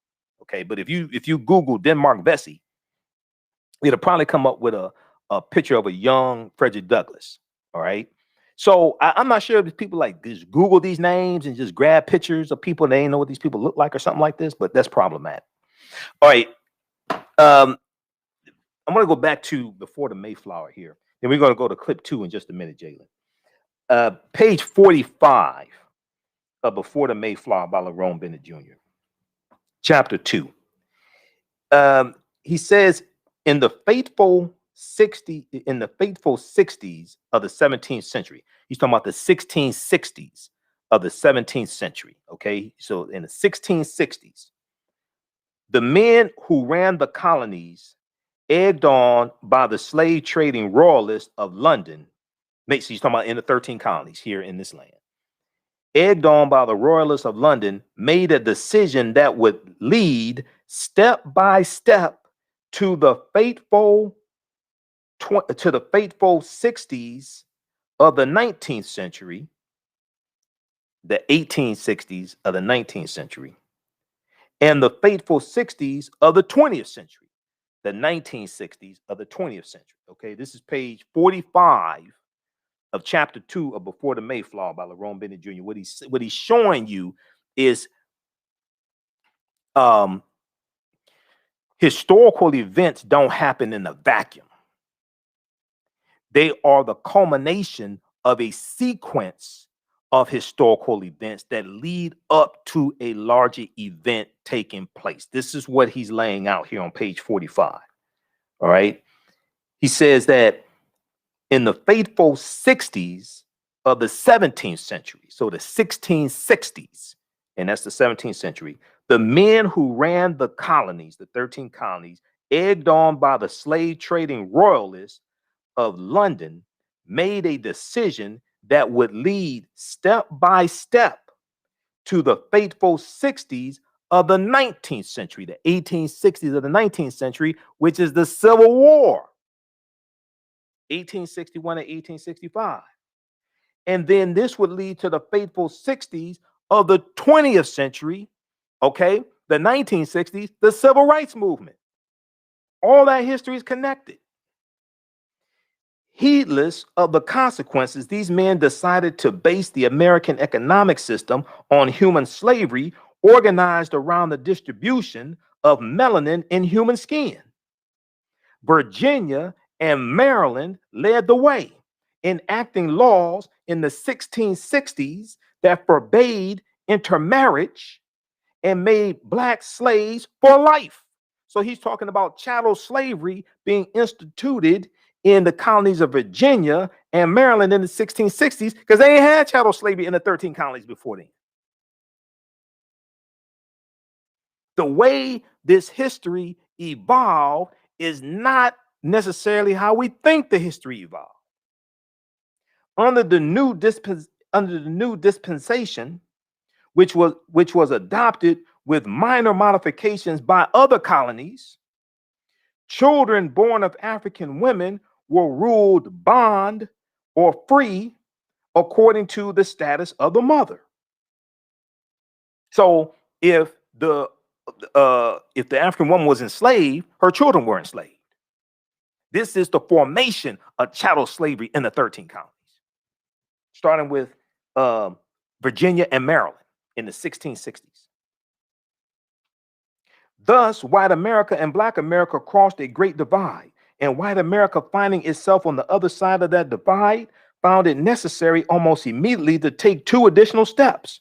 The first was the creation of an ideology of racism that justified the subordination of blacks, of African people, because the racism is going to evolve. First of all, the concept of race and racism evolves over about a 300-year period of time. 16th, 17th, and 18th centuries, 1500s, 1600s, 1700s, is going to evolve over that period of time. it continues, and it's going to continue to the 1800s, because you have you have Dr. Carl von Linnaeus and Dr. Johann Friedrich Blumenbach. Dr. Johann Friedrich Blumenbach coins the term Caucasian in 1779. I think it was about 1779. Blumenbach coins the term Caucasian, and you're going to have Dr. Carl von Linnaeus, who's going to stratify humanity into the races. And you're going to have Blumenbach, who does the same thing. Dr. Johann Friedrich Blumenbach. Blumenbach was the head of the history department at the University of Göttingen in Germany. And these are going to be two men instrumental in shaping what we know of as a race. Okay, because race didn't always exist. The concept of race didn't always exist. Okay, so read page 45 of Before the Mayflower by Lerone Bennett Jr. That's chapter 2. Chapter 2 is a crucial chapter, which really lays out this history. Very quickly here, if we look at, we'll go back to the phone lines in just a second. I mentioned this article briefly before the break. This is from AtlantaBlackStar.com. I don't have a lot of time to get into it, but you can check it out yourself. December 30th, 2014, 7 eye-opening facts on how Wall Street was built and created via slavery. 7 eye-opening facts on how Wall Street was built and created via slavery. There's one I want to zoom in on here. Enslaved Africans actually built the wall that gave Wall Street its name. Now, New York City was a Dutch settlement, or a Dutch colony known as New Amsterdam, in the Dutch colonial province called New Netherland during much of the 17th century. Through the Dutch West India Company, as we just talked about, the Dutch West India Company, the Dutch utilized the labor of enslaved Africans who were brought first to the colony around 1627. Okay, so this colony, New Amsterdam, is going to become the English colony of New York, but first is a Dutch colony, because the Dutch were here involved in slavery. The Spanish were here as well. In the territory that we call today Georgia and South Carolina, the Spanish were taking Africans into that territory in 1526. 1526. That's 93 years before Jamestown, Virginia, 1619. The Spanish were taking Africans into the territory we call South Carolina and Georgia in 1526. Okay, let's go back to this here. So through the Dutch West India Company, the Dutch utilized the labor of enslaved Africans who were first brought to the colony around 1627. The enslaved Africans built the wall that gives Wall Street its name. The enslaved Africans built the wall that gives Wall Street its name, forming the northern boundary of the New Amsterdam colony that warded off resisting natives, Native Americans, etc., who wanted their land back. So from its creation, the wall was a hedge ensuring the survival of whites and white supremacy. And it's going to be on Wall Street that they're going to trade in, they're going to auction off enslaved Africans on Wall Street. Okay, so read this piece here from AtlantaBlackStar.com. 7 eye-opening facts on how Wall Street was built and created via slavery. This is from December 30th, 2014 from AtlantaBlackStar.com. All right, written by Nick Childs for AtlantaBlackStar.com. Okay. Now, also, if you like this type of, I mentioned this at the beginning of the show and forgot to give you information about it. If you like this type of information, you can register for the online course that I teach starting Saturday, May 1st, 2021, 12 noon Eastern Standard Time. Ancient Kemet, the Moors, and the Maafa, understanding the transatlantic slave trade, what they didn't teach you in school.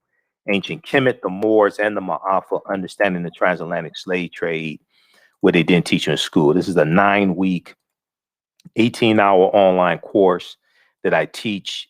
You can watch from around the world. We do the class live. All the sessions are recorded. You can go back and watch it over and over again. We deal with thousands of years of history, starting out in ancient Africa, in the Nile Valley region of Africa, ancient Kemet, ancient Egypt. And we deal with what leads up to the transatlantic slave trade taking place. So this is going to meet on Saturdays. We just had a course that ended this past week.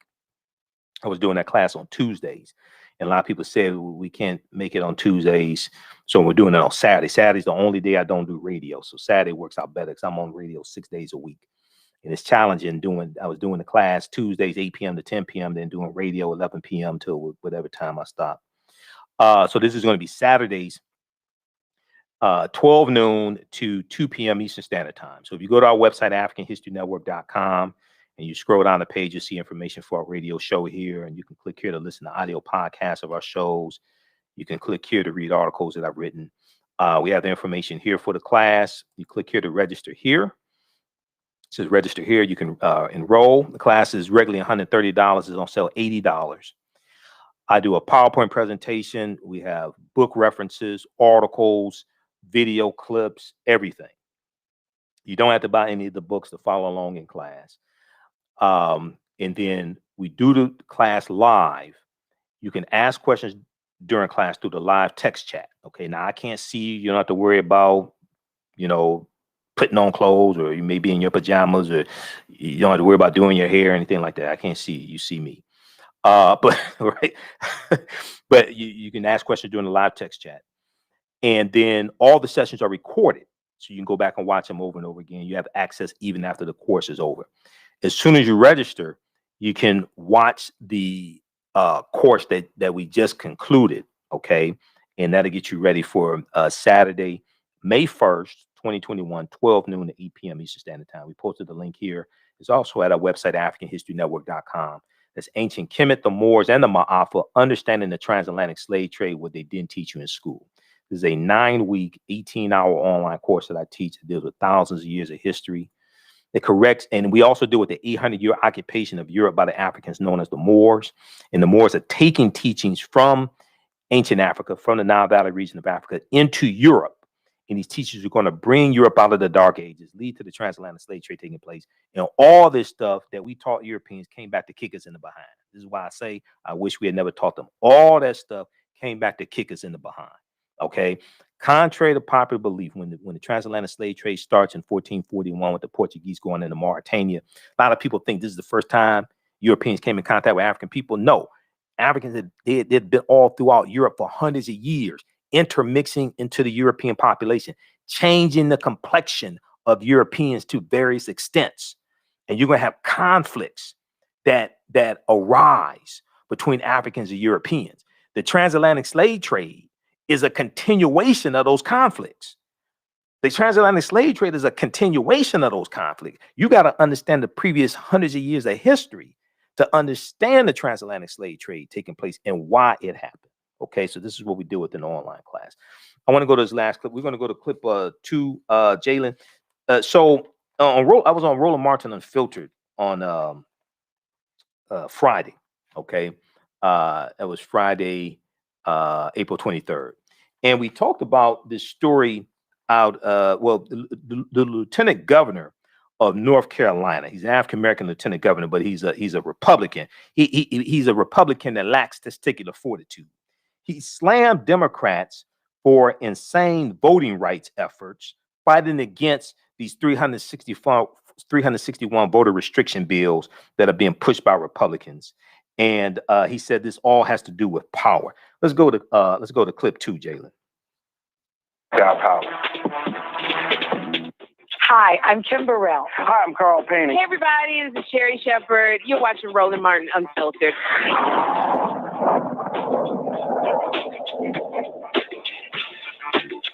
Fighting Republican voter suppression has been a major issue for a number of years, but especially since the 2020 election when Republicans just lied about the results led by that idiot Donald Trump. Congress has not reauthorized Section 5 of the Voting Rights Act, of course. That took place after the Shelby v. Holder decision was gutted Section 4 of the Voting Rights Act. And so as a result, states have been doing whatever they want. Thursday, the House Judiciary Committee held a hearing called Oversight of the Voting Rights Act, the Evolving Landscape of Voting Discrimination. Reverend Dr. William J. Barber testified on the importance of the Voting Rights Act, while idiotic North Carolina's first black lieutenant governor, Republican Mark Robinson, says he is tired of his, quote, race being used to push a liberal agenda when it comes to voting rights. Y'all hear playing. Remember, in North Carolina, the law was tried under the courts. The Supreme Court, majority Republican, and the Supreme Court. This is Reverend William Barber III. Federal District Court said that what they did after the Shelby decision was a monstrous voter suppression, surgical voter suppression, intentional voter suppression. This is not hyperbole. This is not about semantics. And it's not just about photo ID. They attempted to eliminate same-day registration, pre-registration of 16 and 17-year-olds out of precinct ballots the first week of early voting, and instituted one of the nation's most stringent photo ID. And we did not have a conversation about it. The courts looked at it under the microscope of the Constitution after the Shelby decision and said, this is surgical. This is intentional racism. That's what the court said, and showed that we need pre-clearance, and there should be no fear of pre-clearance. If you're not discriminating, you would not be afraid of the pre-clearance portion of the voting rights. Thank you, Reverend. If you could help me understand, was the 13th, 14th, and 15th Amendments to the United States Constitution passed and moved by Republicans or Democrats? Right. And was the movement to put your microphone on, sir? That would be Republicans. Was the move for the 64 Civil Rights Act and 65 Voting Rights Act led heavily by Republicans or Democrats? That would be Republicans. And so as we sit here today, and as we're being accused by many of our colleagues on the other side of the aisle of wanting to somehow perpetuate the Jim Crow South, when in fact what we're trying to do is perpetuate laws that you can believe in, that you've so eloquently discussed, do you see any merit in that whatsoever? Absolutely not. And just if I have a moment just to add something, when you talk about that history is clear. Who stood on which side at every turn in history? It is clear. It's not even in dispute. And it's not in dispute now. What we want is integrity. We don't want power. We want integrity. We want the right thing to be done. We want to encourage citizens to be responsible. We want to have the best election system in the world. In the world. Third world countries, places like India, where the poverty rate is staggering, they have to show that finger when they go vote. It's time that we modernize our election system in this country and stop playing all these silly games based on race. And please, stop using me as a black man as your pawn. And yes, I said it. Push your agenda. I'm sick of it. It happened a long time ago in this country, and I'm tired. Chairman, I would ask that the witness answer the question. His time has expired. Mr. Chairman, Mr. Chairman.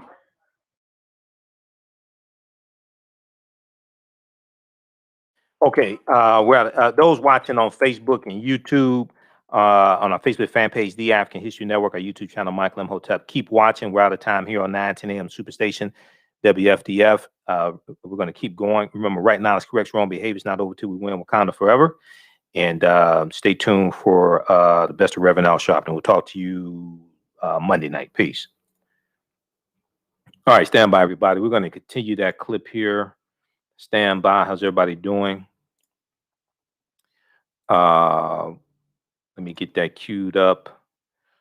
Okay, we're going to continue with that clip here because we're on 9:10 a.m. the Superstation for the first 2 hours on Sundays. So stand by just a second here. Stand by. Let me get that clip queued up on this end. African American business owners, post the name of your business here on the thread of the broadcast. Email us at ahnshow@africanhistorynetwork.com. ahnshow@africanhistorynetwork.com. We'll let you know how you can advertise with the African History Network. A current promotion: buy 1 month, get 1 month free. You'll get 200 commercials in 30 days. Gain knowledge in minutes from insightful summaries of progressive and socially conscious books. Blacklisted gives you access to curated content that'll satisfy your curiosity to learn and understand different perspectives. Empower yourself through inspirational and actionable ideas. It's easy to read or listen to on the go.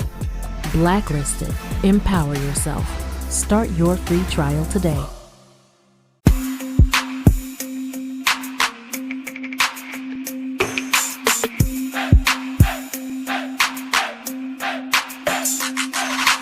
Are you getting ready for fall or winter? We have the solution for all seasonal clothing needs. Kemeticwear.com is the go-to online source for Kemetic African fashion and lifestyle products with a contemporary twist.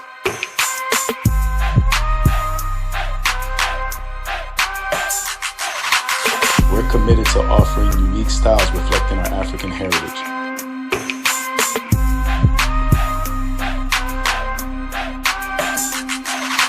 Kemeticwear.com is inspired by KemeticScribes.com to influence our people in learning and showing pride. Please visit our website at Kemeticwear.com.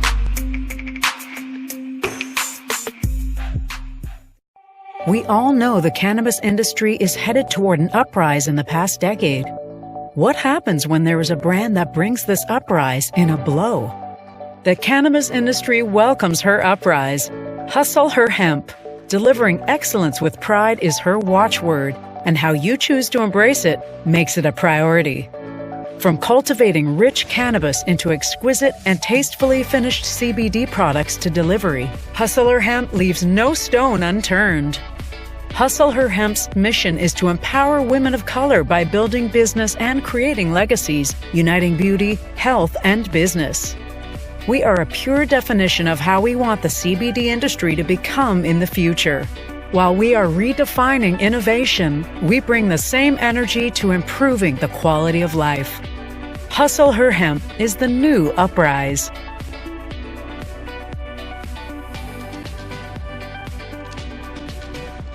Hi, I'm Joel Wilson, President and CEO of JCW Computer Consulting LLC, a technology implementation firm with over 20 years of satisfying customers. We offer a full spectrum of industry top-tier branded services. We are an authorized partner or reseller for Lenovo, Zoom, T-Mobile, Microsoft 365 and Surface tablets, Google Workspace, Acer, Asus, Samsung, PCmatic security software, and many more. Our online store features laptops, Chromebooks, computers, printers, accessories, and software. Businesses, take advantage of our free 1-hour Zoom tech consultation and know we offer top nationwide high-speed internet service providers, voice over IP, and cellular phone services. Home users, don't miss our current in-stock Chromebook inventory. Please visit us at jcwcc.com or call 215-879-67. All right, welcome back to the African History Network show.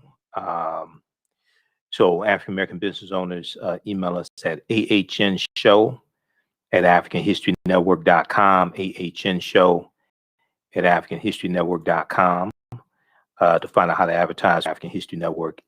If you have a 30-second and 60-second video commercial, you can submit it to us. If you don't have one, we can create one for you.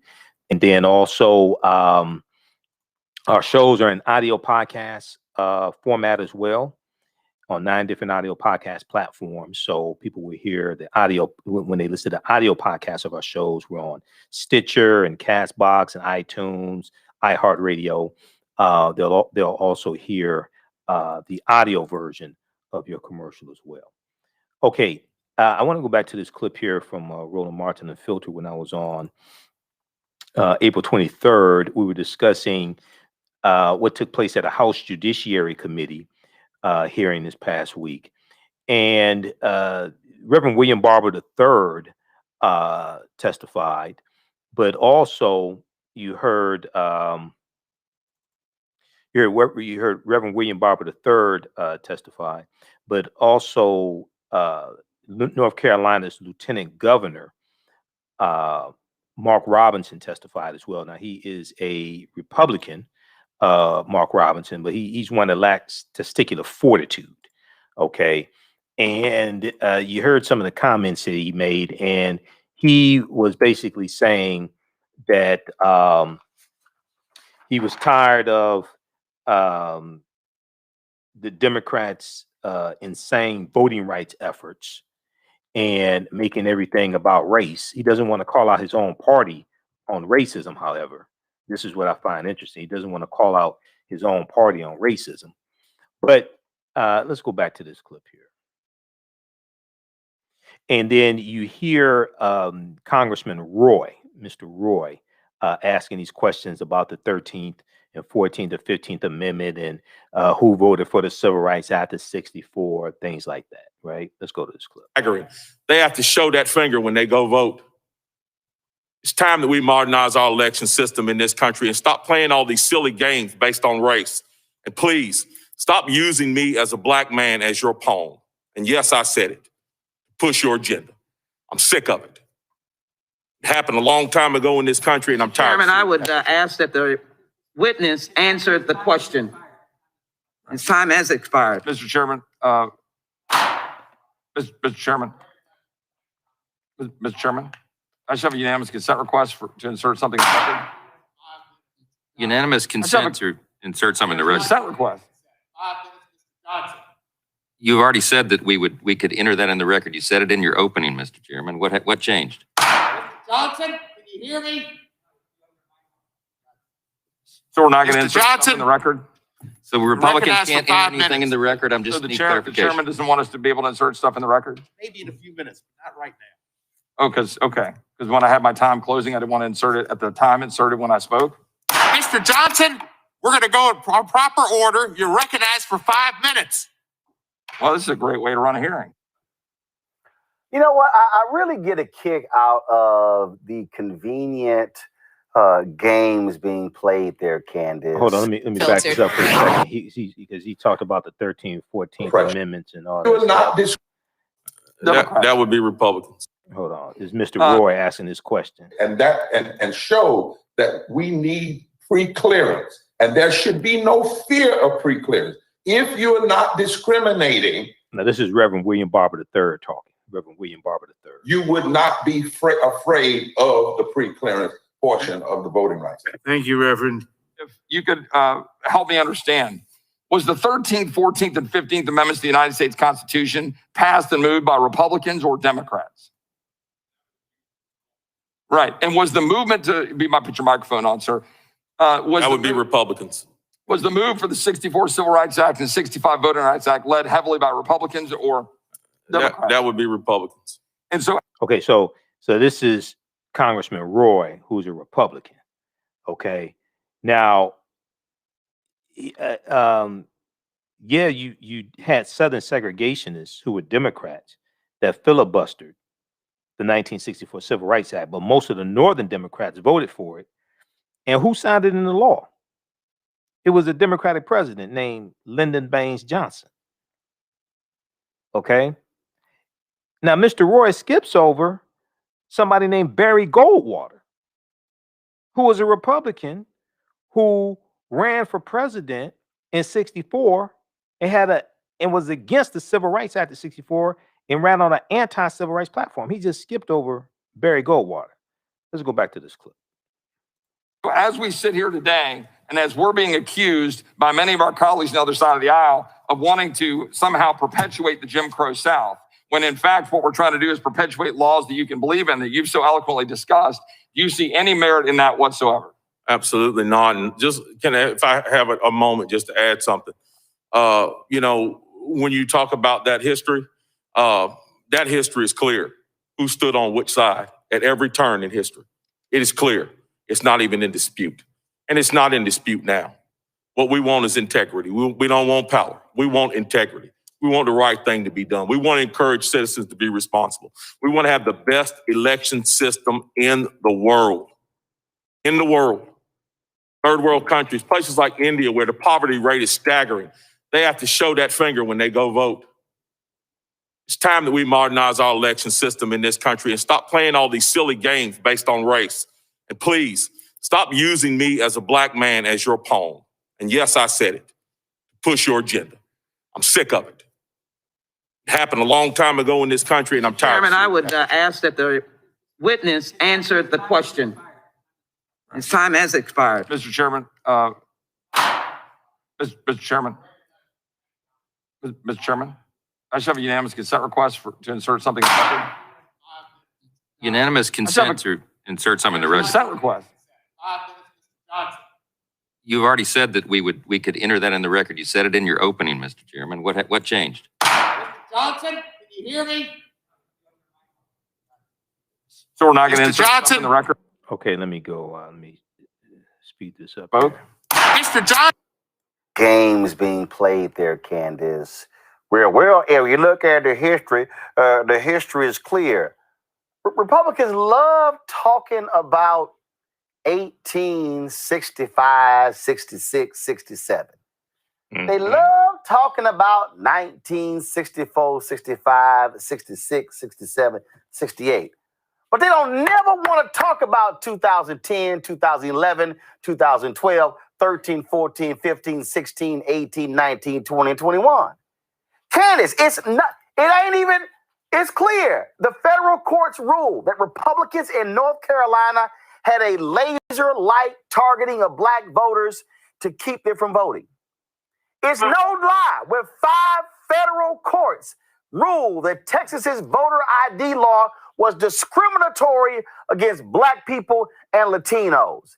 And so my deal is you can run Uncle Festa up there and he can rep down by I'm sitting here using black. I'm tired of being a pawn. How about not being a pawn?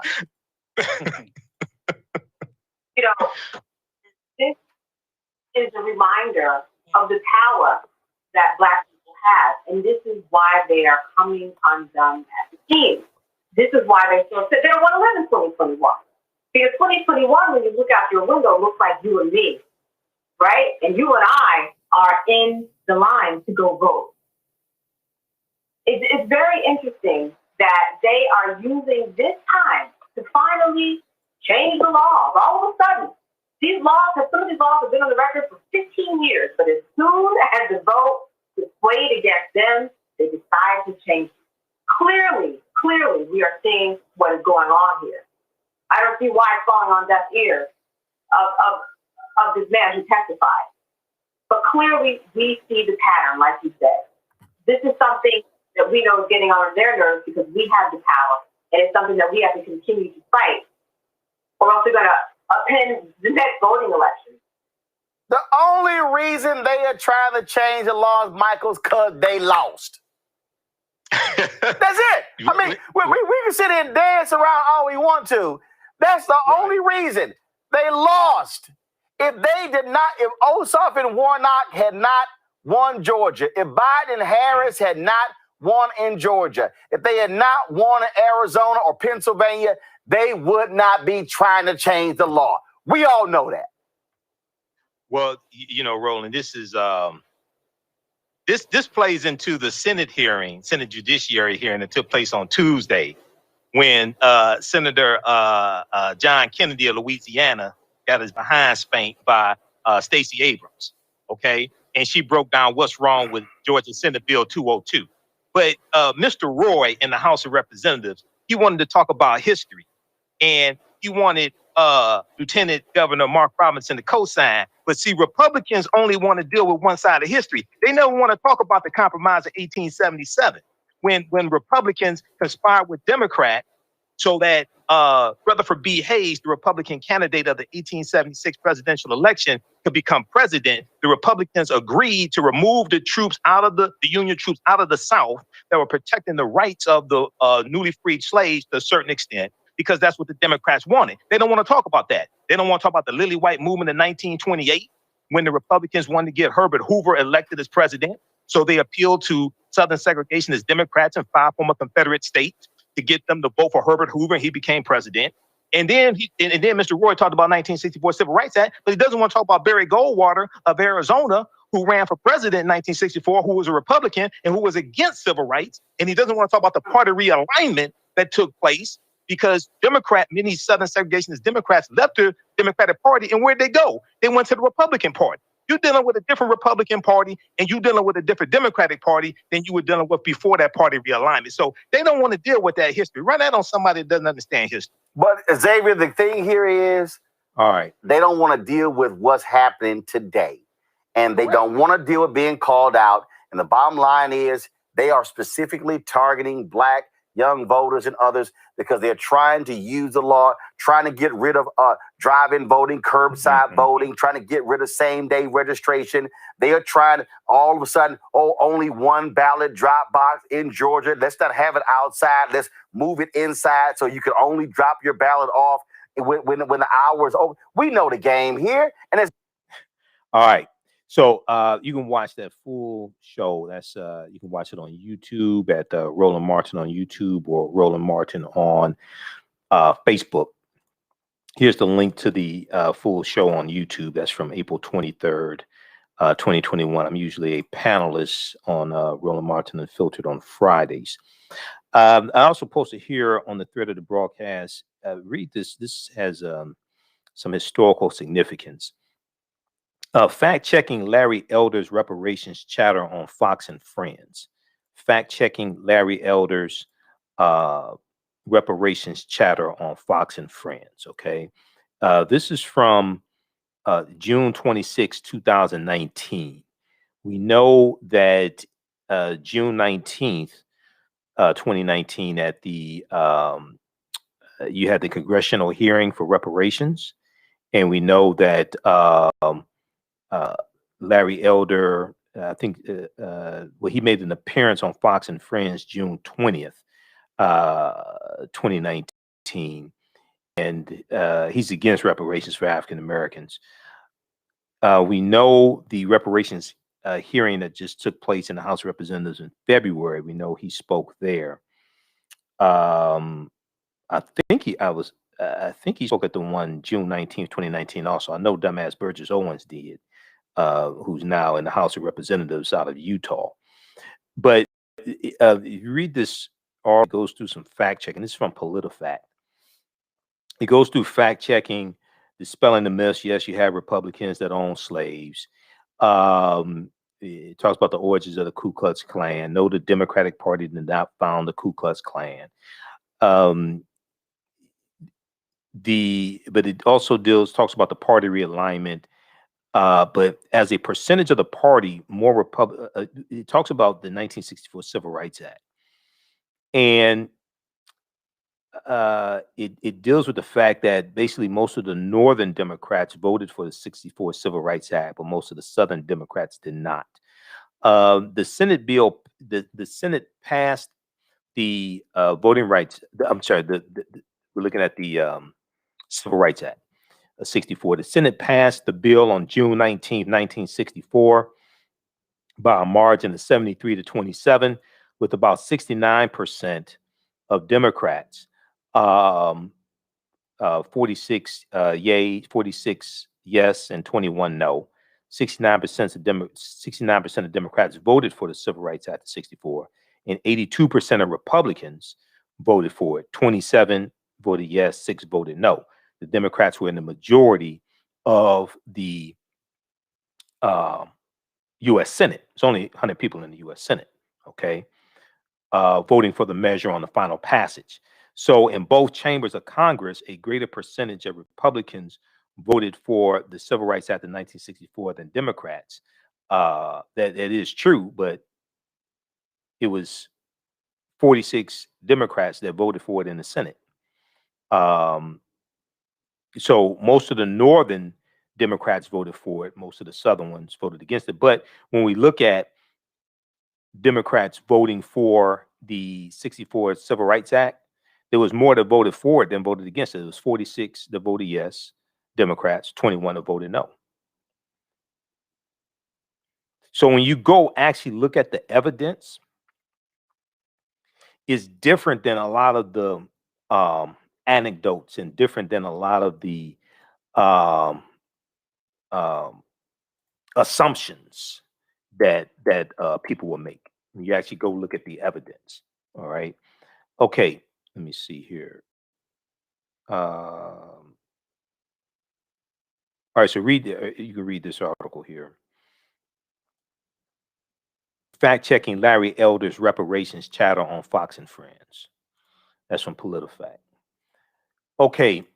Lastly, and some of this other stuff we have to get to tomorrow night. April 24th,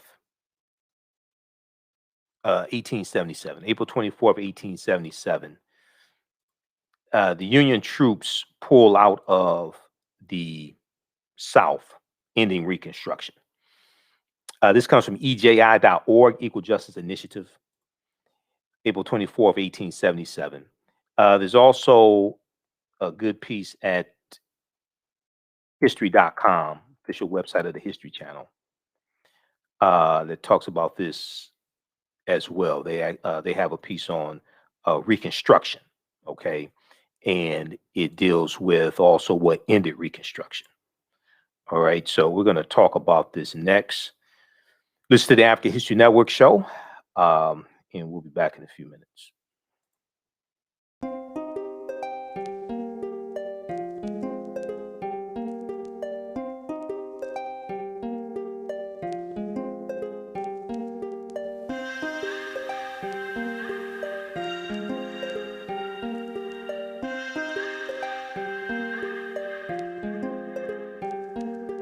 Black Bees products are a collection of natural, organic, personal care products with an appreciation of nature and bees.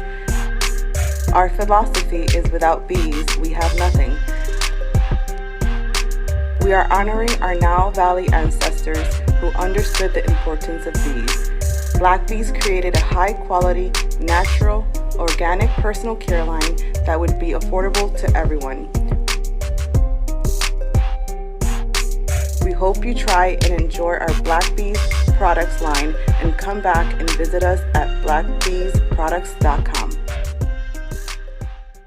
Digital Dandelion's Technical Solutions works with businesses like yours to create an operations manual for your business, which is something many businesses don't have.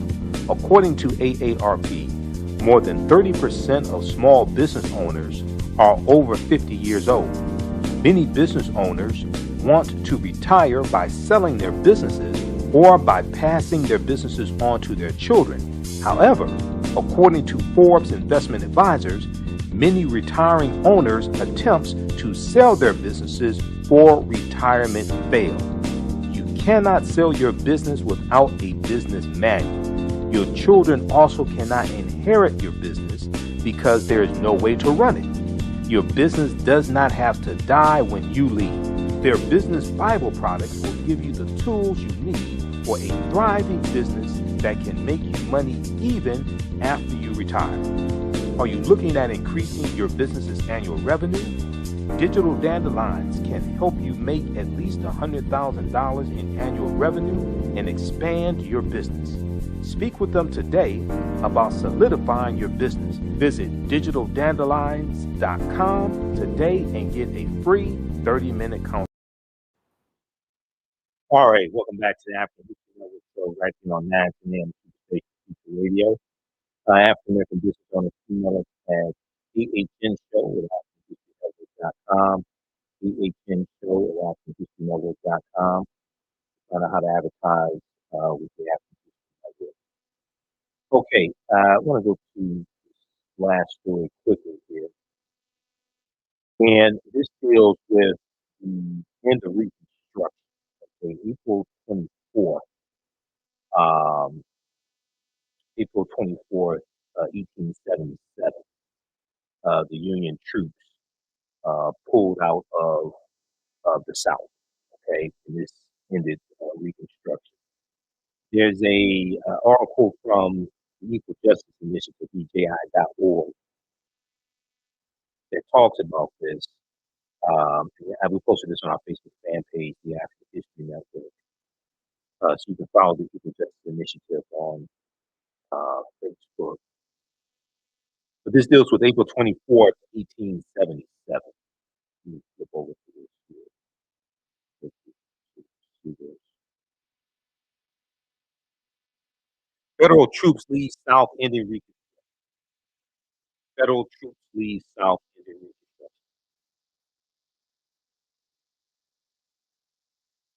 So on April 24th, 1877, as part of a political compromise that enabled his election, President Rutherford B. Hayes withdrew federal troops from Louisiana, the last federally occupied former Confederate state, for 12 years after the Civil War. The withdrawal marked the end of Reconstruction and paved the way for the unrestrained resurgence of white supremacist rule in the South, carrying with it the rapid deterioration of political rights for Black people, the rapid deterioration for political rights of African Americans.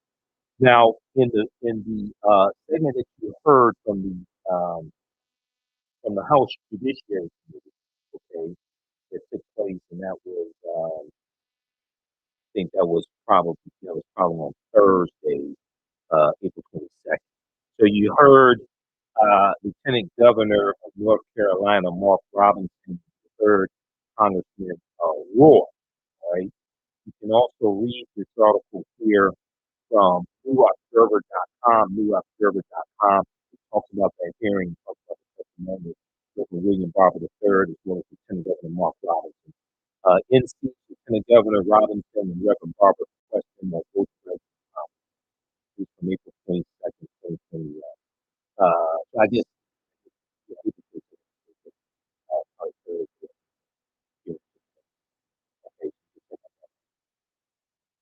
but I talked about fair play, but they talk about Indian Reconstruction, not a Republican. Well, it is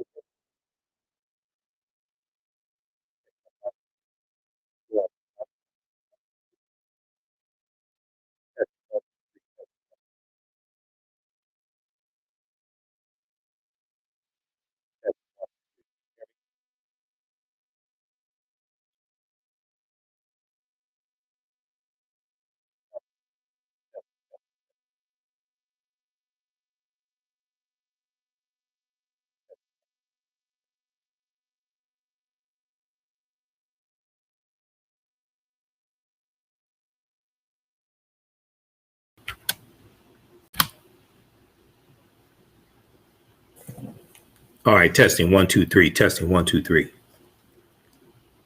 Just a second, let me try to refresh the screen. Stand by. Stand by. All right, testing 1, 2, 3. Okay, testing, now 1, 2, that did. I reconnected. Just a second, let me try to refresh the screen. Can you all hear? Can you hear me now?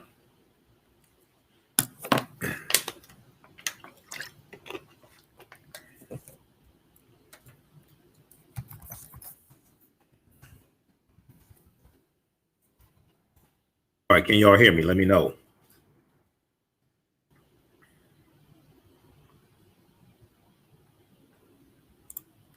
All right.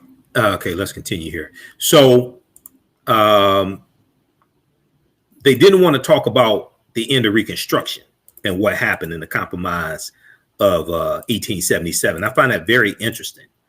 When Republicans want to talk about their history and helping African Americans, they just somehow skip over that, and they skip over the Lily White movement in 1928.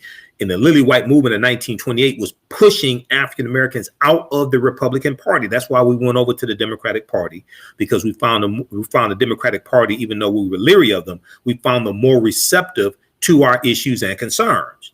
They were being ignored by the Republican Party, and we were being pushed out of the Republican Party. But on April 24th, 1877, as part of a political compromise that enabled his election, President Rutherford B. Hayes, who was a Republican, withdrew federal troops from Louisiana. Okay, withdrew federal troops from Louisiana, the last federally occupied former Confederate state, just 12 years after the end of the Civil War.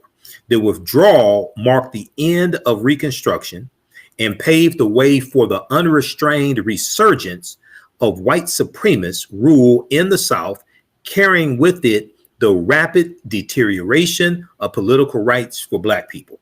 Okay, the Republicans don't want to talk about that at all. I just find that very interesting. Now, after the Confederacy's 1865 defeat in the Civil War, Reconstruction amendments to the U.S. Constitution abolished slavery.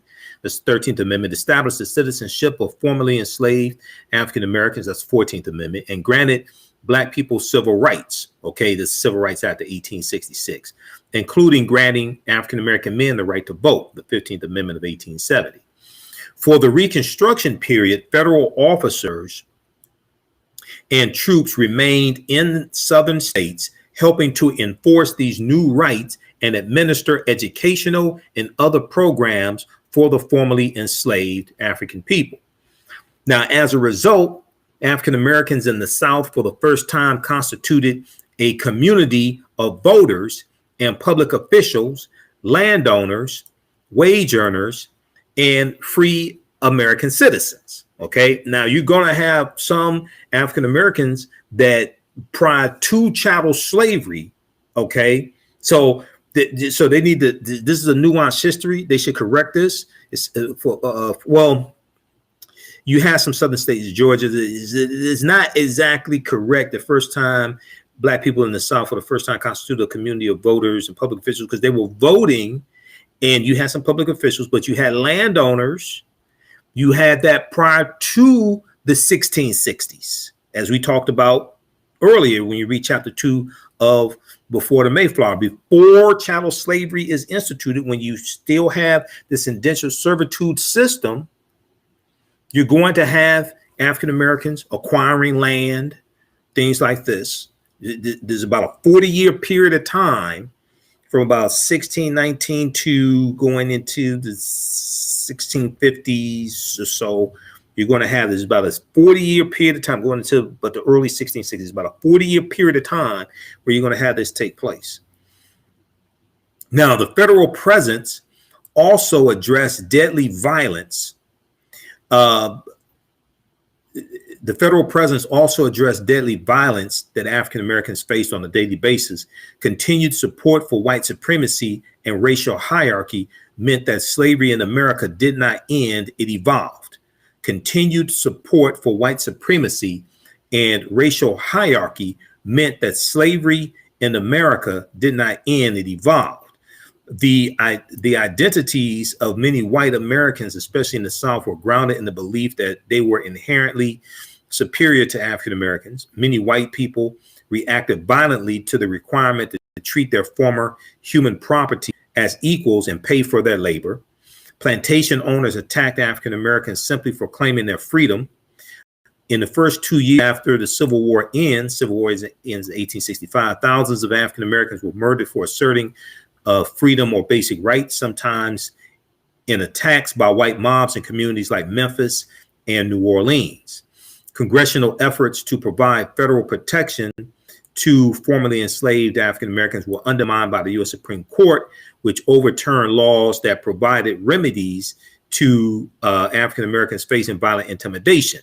That deals with the Ku Klux Klan Act of 1871 and the weakening of the Ku Klux Klan Act of 1871. Okay, is about U.S. Supreme Court case. It's about 1880. It's about 1883. It's U.S. Supreme Court case that weakened the Ku Klux Klan Act of 1871. Now, in the 1870s, Northern politicians began retreating from a commitment to protect African-American rights and lives, culminating in the withdrawal of troops in 1877. In response, racial terror and violence directed at African-Americans intensified, and legal systems quickly emerged to restore racial hierarchy. White Southerners barred African-Americans from voting, creating an exploitative economic system of sharecropping and tenant farming that would keep African Americans indentured and poor for generations, and made racial segregation the law of the land. Okay, check this piece out from Equal Justice Initiative, EJI.org, Equal Justice Initiative.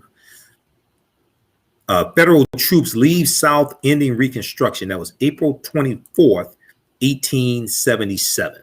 Okay, April 24th, 1877. We'll post the link here. Then also look at history.com. History.com has a lot of information dealing with the Civil War.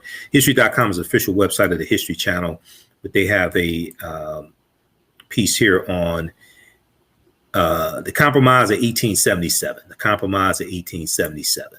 Okay, and this ends Reconstruction. The Compromise of 1877 was an informal agreement between Southern Democrats and allies of the Republican Rutherford B. Hayes to settle the result of the 1876 presidential election and mark the end of Reconstruction.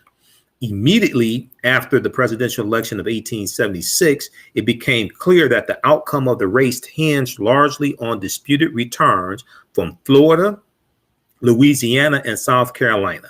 Disputed returns from Florida, Louisiana, and South Carolina, the only 3 states in the South with Reconstruction era Republican governments still in power. As a bipartisan congressional commission debated over the outcome early in 1877, allies of the Republican Party candidate Rutherford B. Hayes met in secret with moderate Southern Democrats in order to negotiate acceptance of Rutherford B. Hayes' election. Because what happened was neither Rutherford B. Hayes or Samuel J. Tilden, who was the Democratic candidate, neither one had enough electoral college votes to become president. Okay, so the Republican allies of Rutherford B. Hayes had a secret meeting with moderate Southern Democrats in order to negotiate the acceptance of Rutherford B. Hayes winning the election. The Democrats agreed not to block Rutherford B. Hayes' victory on the condition that Republicans withdraw all federal Union troops from the South, thus consolidating Democratic control over the region. Republicans don't want to talk about what ended Reconstruction. They want to talk about the Republicans freed the slaves. They don't want to talk about what ended Reconstruction. The Democrats agreed not to block Rutherford B. Hayes' victory on the condition that Republicans withdraw all federal troops from the South, thus consolidating Democratic control over the region. As a result of the so-called Compromise of 1877, Florida, Louisiana, and South Carolina became Democratic once again, effectively bringing an end to the Reconstruction era. Okay, read the rest of this article here from history.com. Compromise of 1877. Compromise of 1877. This is what ends Reconstruction. Okay, that's at history.com. All right, be sure to register for my online course that starts up Saturday, May 1st, 12 noon to 2 p.m. Eastern Standard Time. Ancient Kemet, the Moors, and the Maafa, understanding the transatlantic slave trade, what they didn't teach you in school.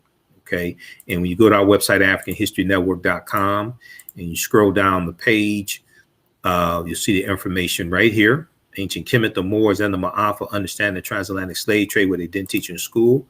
Click here to register, and click right here to enroll. As soon as you enroll, you can start watching content, because we have content from the class that just ended. We end up doing 10 weeks. The class that just ended. We're going to post a link here. The class is regularly $130. It's on sale $80. All the sessions are recorded. We do the class live. All the sessions are recorded. You can go back and watch it over and over again. You can watch from around the world.